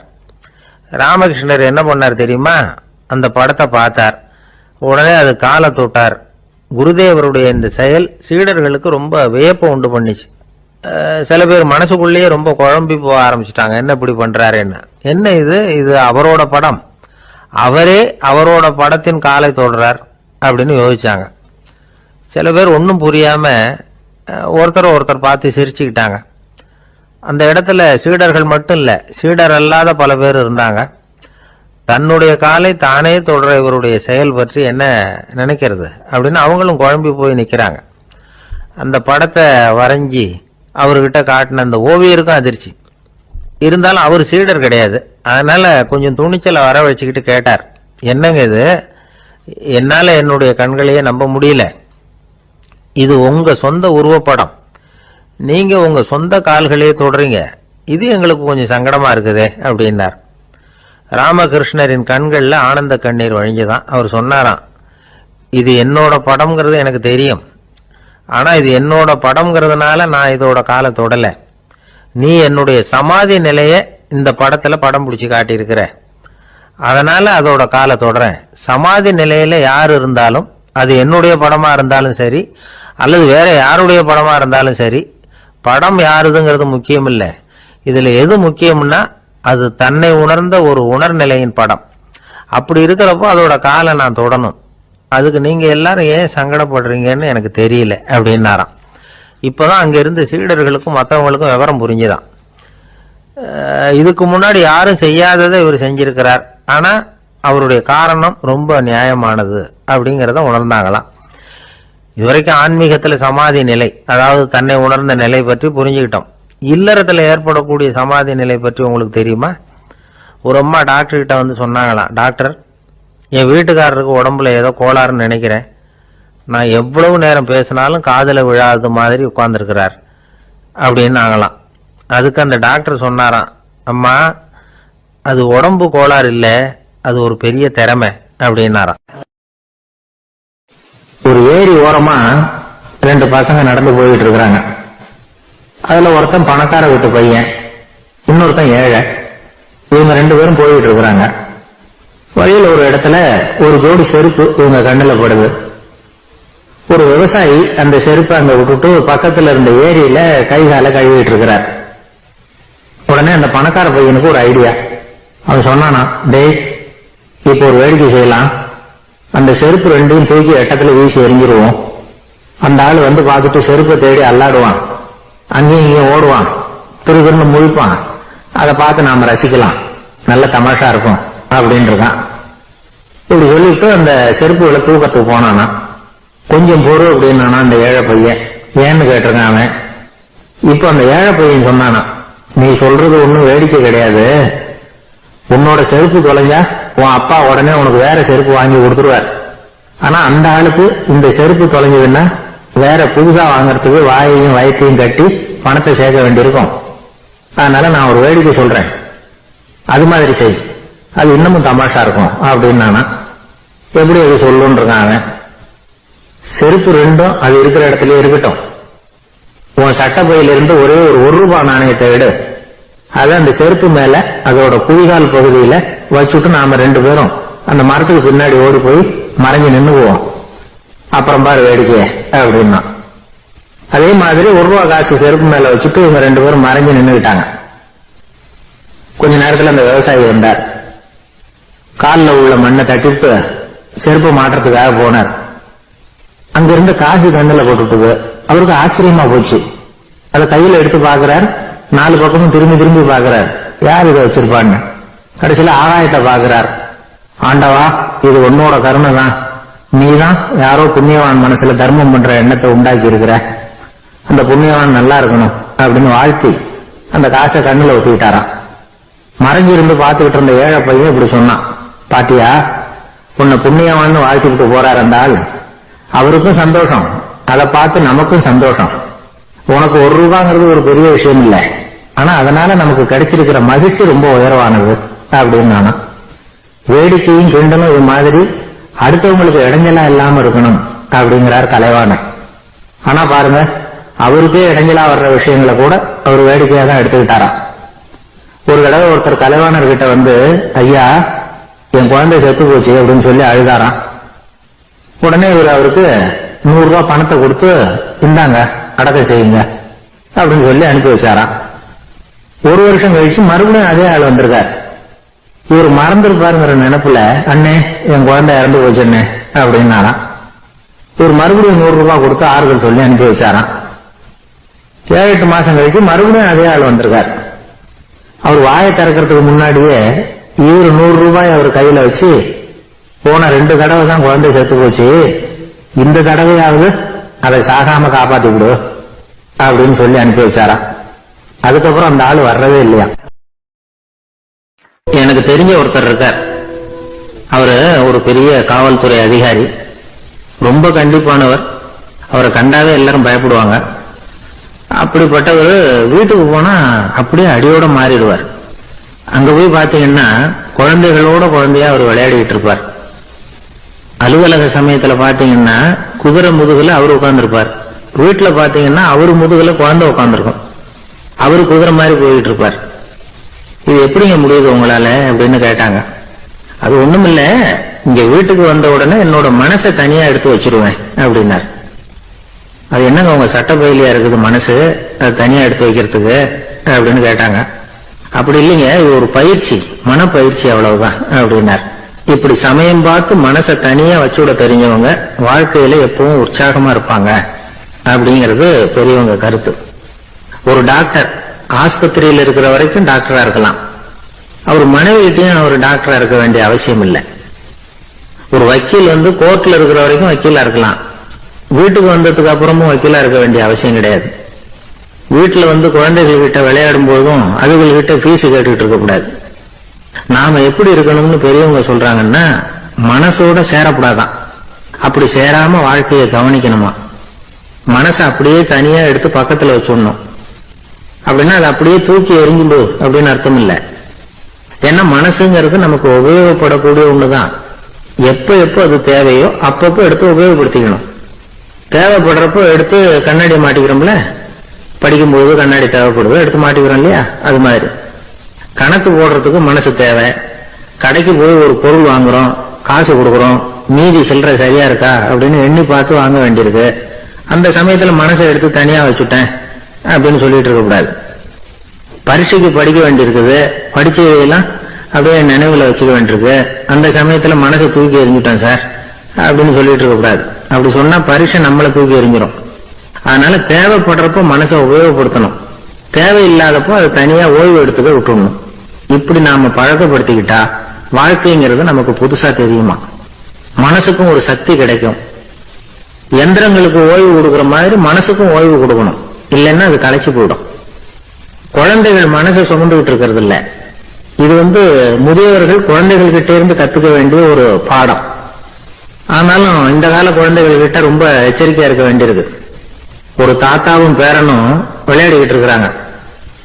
தாத்தா எனக்கு சைக்கிள் ஓட்ட கத்து கொடு அப்படிங்கிறான் பேரன். சைக்கிள் உயரம் கூட இல்ல, அதுக்குள்ள சைக்கிள் ஓட்டணுமா அப்படின்னாரு தாத்தா. ஏன் தாத்தா, ரயில் ஓட்டுறாரு, அவர் என்ன ரயில் நீளமா இருக்கார் அப்படின்னு கேட்டானா அந்த பையன். இருக்கிறாங்க அந்த வழியா போறவங்க வர்றவங்க எல்லாம் அந்த இடத்துல நின்று அது என்ன மண்டபம் அப்படின்னு விசாரிக்க ஆரம்பிச்சாங்க. அந்த அப்பாவும் பிள்ளையும் தான் வர்றவங்களுக்கு எல்லாம் விவரம் சொல்லிட்டு இருக்கிறாங்க. அதாவது இந்த இடத்துல ஒரு பெரிய மகான் சமாதி ஆயிருக்கார், அவர் சமாதியான இடத்துல இந்த நினைவு மண்டபத்தை கட்டி இருக்கிறோம் அப்படின்னாங்க. ஊரு பூரா இந்த செய்தி பரவிச்சு. நிறைய பேர் அந்த இடத்தை தேடி வர ஆரம்பிச்சாங்க. இங்க கொஞ்ச நேரம் உட்காந்துட்டு போனா மனசுக்கு ஒரு நிம்மதி கிடைக்குது அப்படின்னாங்க. அங்க இருந்த உண்டியல்ல நிறைய காசு போட்டுட்டு போறாங்க. பணம் விடுவிடுன்னு நிறைய சேர ஆரம்பிச்சுட்டுது. பணம் நிறைய சேர்ந்த உடனே அந்த அப்பாவுக்கும் பிள்ளைக்கும் தகராறு வந்துட்டுது. பணம் சேர்ந்தாலே சொத்து தகராறு வரத்தானே செய்யும், அது மாதிரி வந்துட்டுது. பையன் அடிக்கடி நிறைய பணம் கேட்க ஆரம்பிச்சான். அப்பா பார்த்தார், யோசனை பண்ணார், ஒரு முடிவுக்கு வந்தார். ஒரு நாள் பையனை கூப்பிட்டார், இத பாருப்பா, நமக்குள்ள தகராறு வேணாம், அப்பாவும் பிள்ளையும் இப்படி சண்டை போட்டுக்கிட்டா பாக்குறவங்க தப்பா நினைப்பாங்க, அதனால நமக்குள்ள சமரசமா இதை தீர்த்துக்குவோம், என்ன சொல்ற அப்படின்னாரு அப்பா. சரி நான் பையன். உடனே அந்த அப்பா என்ன பண்ணாரு தெரியுமா, மகன் கிட்ட கொஞ்சம் பணத்தை கொடுத்தார், தன்கிட்ட இருந்த ஒரு கழுதையையும் கொடுத்தார். இதை வச்சு நீ பொழைச்சுக்கோ அப்படின்னு சொல்லி அனுப்பி வச்சுட்டார். மகன் அந்த கழுதையை எடுத்துக்கிட்டு அடுத்த ஊருக்கு போனான். வழியிலேயே அந்த கழுதை செத்து போச்சு. உடனே என்ன பண்ணலாம்னு யோசனை பண்ணான். ஒரு ஐடியா வந்தது. அந்த கழுதைய ஒரு சாலை ஓரமா புதைச்சான். கையில் இருந்த பணத்தை வச்சு அந்த இடத்துல ஒரு கல் மண்டபம் கட்டினான். அந்த வழியா 2 பேர் வந்தாங்க. இது என்ன மண்டபம்னு விசாரிச்சாங்க. இந்த இடத்துல ஒரு பெரிய மகான் சமாதி ஆயிருக்கிறார் அப்படின்னா. இந்த செய்தி ஊர் பூரா பரவ ஆரம்பிச்சுட்டு நிறைய பேர் வந்து போக ஆரம்பிச்சாங்க. இங்க வந்தா மனசுக்கு ஒரு பெரிய நிம்மதி கிடைக்குது அப்படின்னு வேற சொல்ல ஆரம்பிச்சாங்க. வர வர கூட்டம் அதிகமா வர ஆரம்பிச்சுட்டு உண்டியல்ல பணம் நிறைய சேர்ந்துட்டுது. நகையெல்லாம் கூட கழட்டி காணிக்கையா போட ஆரம்பிச்சுட்டாங்க. அப்பாவை விட மகன் பெரிய ஆளாயிட்டான். இதை கேள்விப்பட்டார் அப்பா. பையனை பார்த்துட்டு வரலாம்னு ஒரு நாள் புறப்பட்டு வந்தார். பையன் ஓஹோன்னு இருக்கிறான். பங்களா, காரு எல்லாம் வந்துட்டுது. எப்படிடா இந்த அளவுக்கு ஆனே அப்படின்னு விசாரிச்சார். அப்பா, எல்லாம் உங்க ஆசீர்வாதம் தான், நீங்க கொடுத்த மூலதனத்தை வச்சுதான் இவ்வளவும் சம்பாதிச்சேன் அப்படின்னு பையன். அது எப்படிடான்னு விசாரிச்சார். அப்பா, நீங்க ஒரு கழுத குட்டியும் கொஞ்சம் பணமும் என்கிட்ட கொடுத்து அனுப்பி வச்சுங்க, அதை எடுத்துக்கிட்டு வந்தேன். வர்ற வழியில அந்த கழுதை செத்து போச்சு. உடனே யோசனை பண்ணேன், அந்த கழுதையை இந்த இடத்துல புதைச்சேன், கையில் இருந்த பணத்தை வச்சு மண்டபம் கட்டினேன், மகான் ஒருத்தர் சமாதி ஆயிருக்கார் அப்படின்னு வதந்தியை கிளப்பி விட்டேன். ஜனங்கள்லாம் ஏமாந்து போய் காசை கொண்டாந்து போட ஆரம்பிச்சிட்டாங்க. நான் பொழைச்சிக்கிட்டு இருக்கிறேன் அப்படின்னா, இப்பதான்டா நீ என் புள்ள அப்படின்னு சொல்லி சந்தோஷப்பட்டாராம் அந்த அப்பா. ஏன் அப்படி சொல்றீங்கன்னு கேட்டிருக்கான் பையன். கழுத குட்டியை புதைச்சி மண்டபம் கட்டி இருக்கிற நீ, ஏற்கனவே நம்ம ஊர்ல நாம கட்டி இருக்கிறோமே மண்டபம், அது இந்த கழுதையோட அம்மாவை புதைச்ச இடம். மகான் சமாதி ஆயிருக்காருன்னு நானும் சும்மா கப்சா தான் விட்டுக்கிட்டு இருக்கேன் அப்படின்னாராம் அப்பா. முட்டாள் ஜனங்களை நினைச்சு அந்த 2 பேரும் சத்தம் போட்டு சிரிச்சாங்களாம். மனுஷனை மனுஷன் ஏமாத்துறது ரொம்ப சுலபம். என் கூட படிச்ச ஒருத்தன் திடீர்னு ஒரு நாள் எல்லாருக்கும் அருள் வாக்கு சொல்ல ஆரம்பிச்சுட்டான். அவன் ஒரு ஆபீஸ்லயும் வேலை பார்க்கறான். ஆபீஸ்ல உள்ளவங்க எல்லாம் அவன்கிட்ட வந்து அருள் வாக்கு கேட்கறது வழக்கம். ஒரு நாள் நான் முன்னாடி போய் உட்காந்து பேசிட்டு இருந்தேன். அப்போ அதே ஆபீஸ்ல வேலை பார்க்கிற ஒருத்தர் அவன்கிட்ட வந்து, சுவாமி, என் மேஜையில வச்சிருந்த பேனா திடீர்னு காணாம போட்டுது, அது திரும்ப கிடைக்குமா எனக்கு அப்படின்னு கேட்டார். இவன் கண்ணை உருட்டி பார்த்துட்டு, அது உனக்கு கிடைக்காது, புதுசா வேற ஒண்ணு வாங்கிக்கப்போ அப்படின்னா. சரின்னு அவர் போயிட்டார். அவர் போனதுக்கு அப்புறம் நான் மெதுவா இவனை பார்த்து, அது எப்படிடா அது உனக்கு கிடைக்காதுன்னு அவ்வளவு உறுதியா அவர்கிட்ட சொன்னேன் அப்படின்னு கேட்டேன். இவன் மெதுவா என் காது கிட்ட வந்து, அந்த பேனாவை கிளப்புனதே நான் தான் அப்படிங்கிறான். உழைப்பும் நேர்மையும் உயர்வதற்கு வழிகள். அதை விட்டுட்டு உட்கார்ந்த இடத்துல இருந்துகிட்டே உயர போகணும் அப்படின்னு ஆசைப்படக்கூடாது. பல பேர் அப்படிதான் கற்பனை பண்றாங்க. அந்த கற்பனையிலேயே பாதி வாழ்க்கை ஓடி போடுது. உழைப்புங்கிற வழியையும் நேர்மைங்கிற வழியையும் ஒதுக்கி விட்டு குறுக்கு வழியில ஓட நினைக்கிறவங்க குப்புற விழுந்துடுறாங்க. எந்த தொழிலை நாம செய்தாலும் சரி, அந்த தொழிலுக்குரிய பெருமையை நாம புரிஞ்சுக்கிட்டு அதுல ஈடுபடணும். அப்படி இல்லாம, என்ன சார் பொழப்புது, இந்த தொழிலை மனுஷன் செய்வானா அப்படி புலம்பிக்கிட்டு இந்த தொழிலையே செஞ்சுக்கிட்டு இருக்கிறவங்க நம்மள பல பேர் உண்டு. செய்யும் தொழிலே தெய்வம் அப்படின்னு சொல்றாங்கல்ல, அப்படி சொல்றது எதுக்காக? அந்த அளவுக்கு அதுல ஒரு ஈடுபாடு வேணுங்கிறதுக்காகத்தான். ஒரு பெரிய மலைப்பகுதி, அந்த மலை அடிவாரத்துல ஒரு சிற்பி உட்காந்து ஒரு சிலையை வடிச்சுக்கிட்டு இருக்கிறான். கையில ஒரு சின்ன உளிய வச்சுக்கிட்டு ஒரு பெரிய கருங்கல் பாறையை கொஞ்சம் கொஞ்சமா உடைச்சுக்கிட்டு இருக்கான். ஒரு சிற்பத்தை வடிக்கிறதுங்கிறது அவ்வளவு உன்னதமான ஒரு தொழிலா? எல்லாராலையும் முடியுமா அது? அப்படி இருந்தும் அந்த சிற்பிக்கு மன நிறைவில்லை. அவன் நினைக்கிறான், இந்த கடுமையான வெயில்ல உட்கார்ந்து வேலை செய்யறது எவ்வளவு கஷ்டம். நாம ஒரு சிற்பியா இருக்கிறதுனால தானே சூரியன் கடுமையான வெப்ப கதிர்களை நம்ம மேல வீசுறான். நாமளே அந்த சூரியனா இருந்துட்டா இந்த கஷ்டம் இருக்காதே.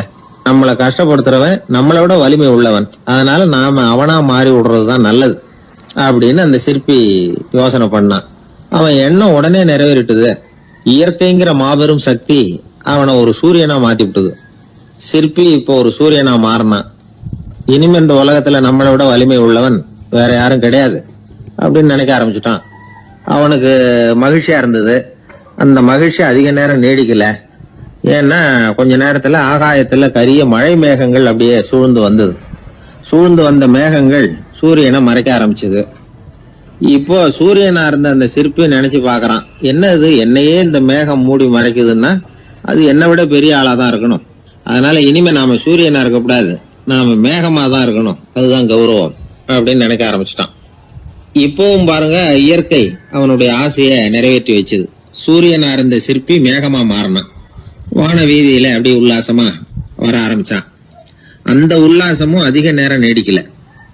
எதிரில பார்த்தா பிரம்மாண்டமான மலைகள் வழியை அடைச்சிட்டு நிக்குது. வேகமா வந்த மேகம் மலையில மோதிக்கிட்டுது.